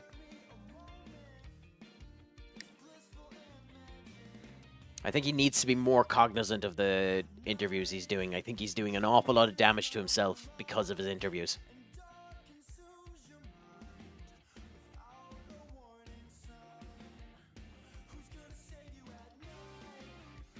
I mean, if we won the Europa League, like, they couldn't sack him anyway because he had won the FA Cup, but they would have sacked him if we had won the FA Cup. That's the thing.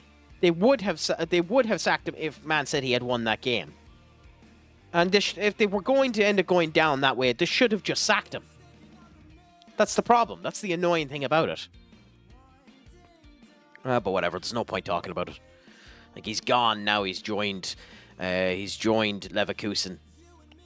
Like, we'll see how he ends up doing with Leverkusen. I think he'll actually be very successful with Leverkusen. I genuinely think he'd be very successful with Leverkusen. It's going to be interesting to see.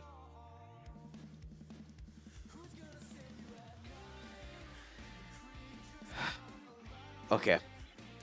So, Liverpool, my former club.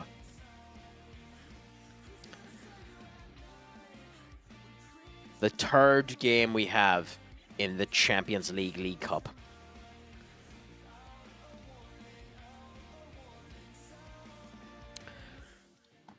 Dangerous club, and I know they're dangerous because I bloody bought 90% of the players that they have. Like, I bought Vanderson, I bought Silva. Well, I didn't, Silva was there. I bought Luca. I bought Seaman. I bought Romero. I bought Rodriguez.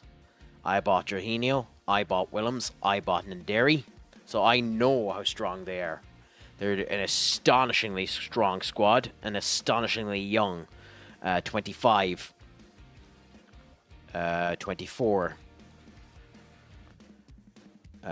25, 24, 25, 22, 26. He's something like 30, 29, and he's definitely in his 30s. 32, yeah.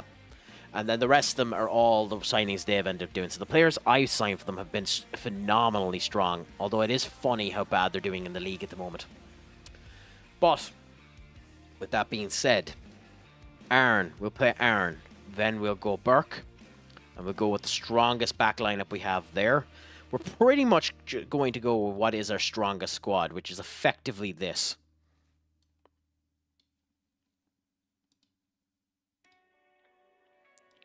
But Vinicius Jr. there.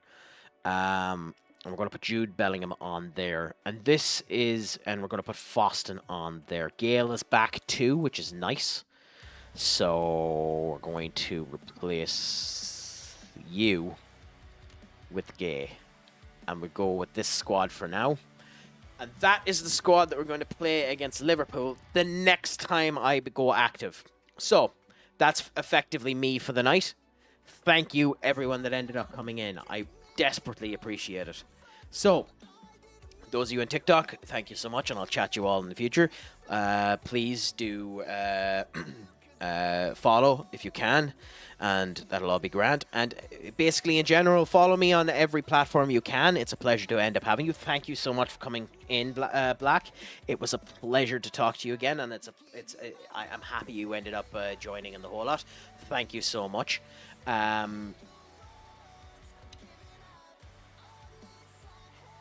So I'll just finish up everything else, and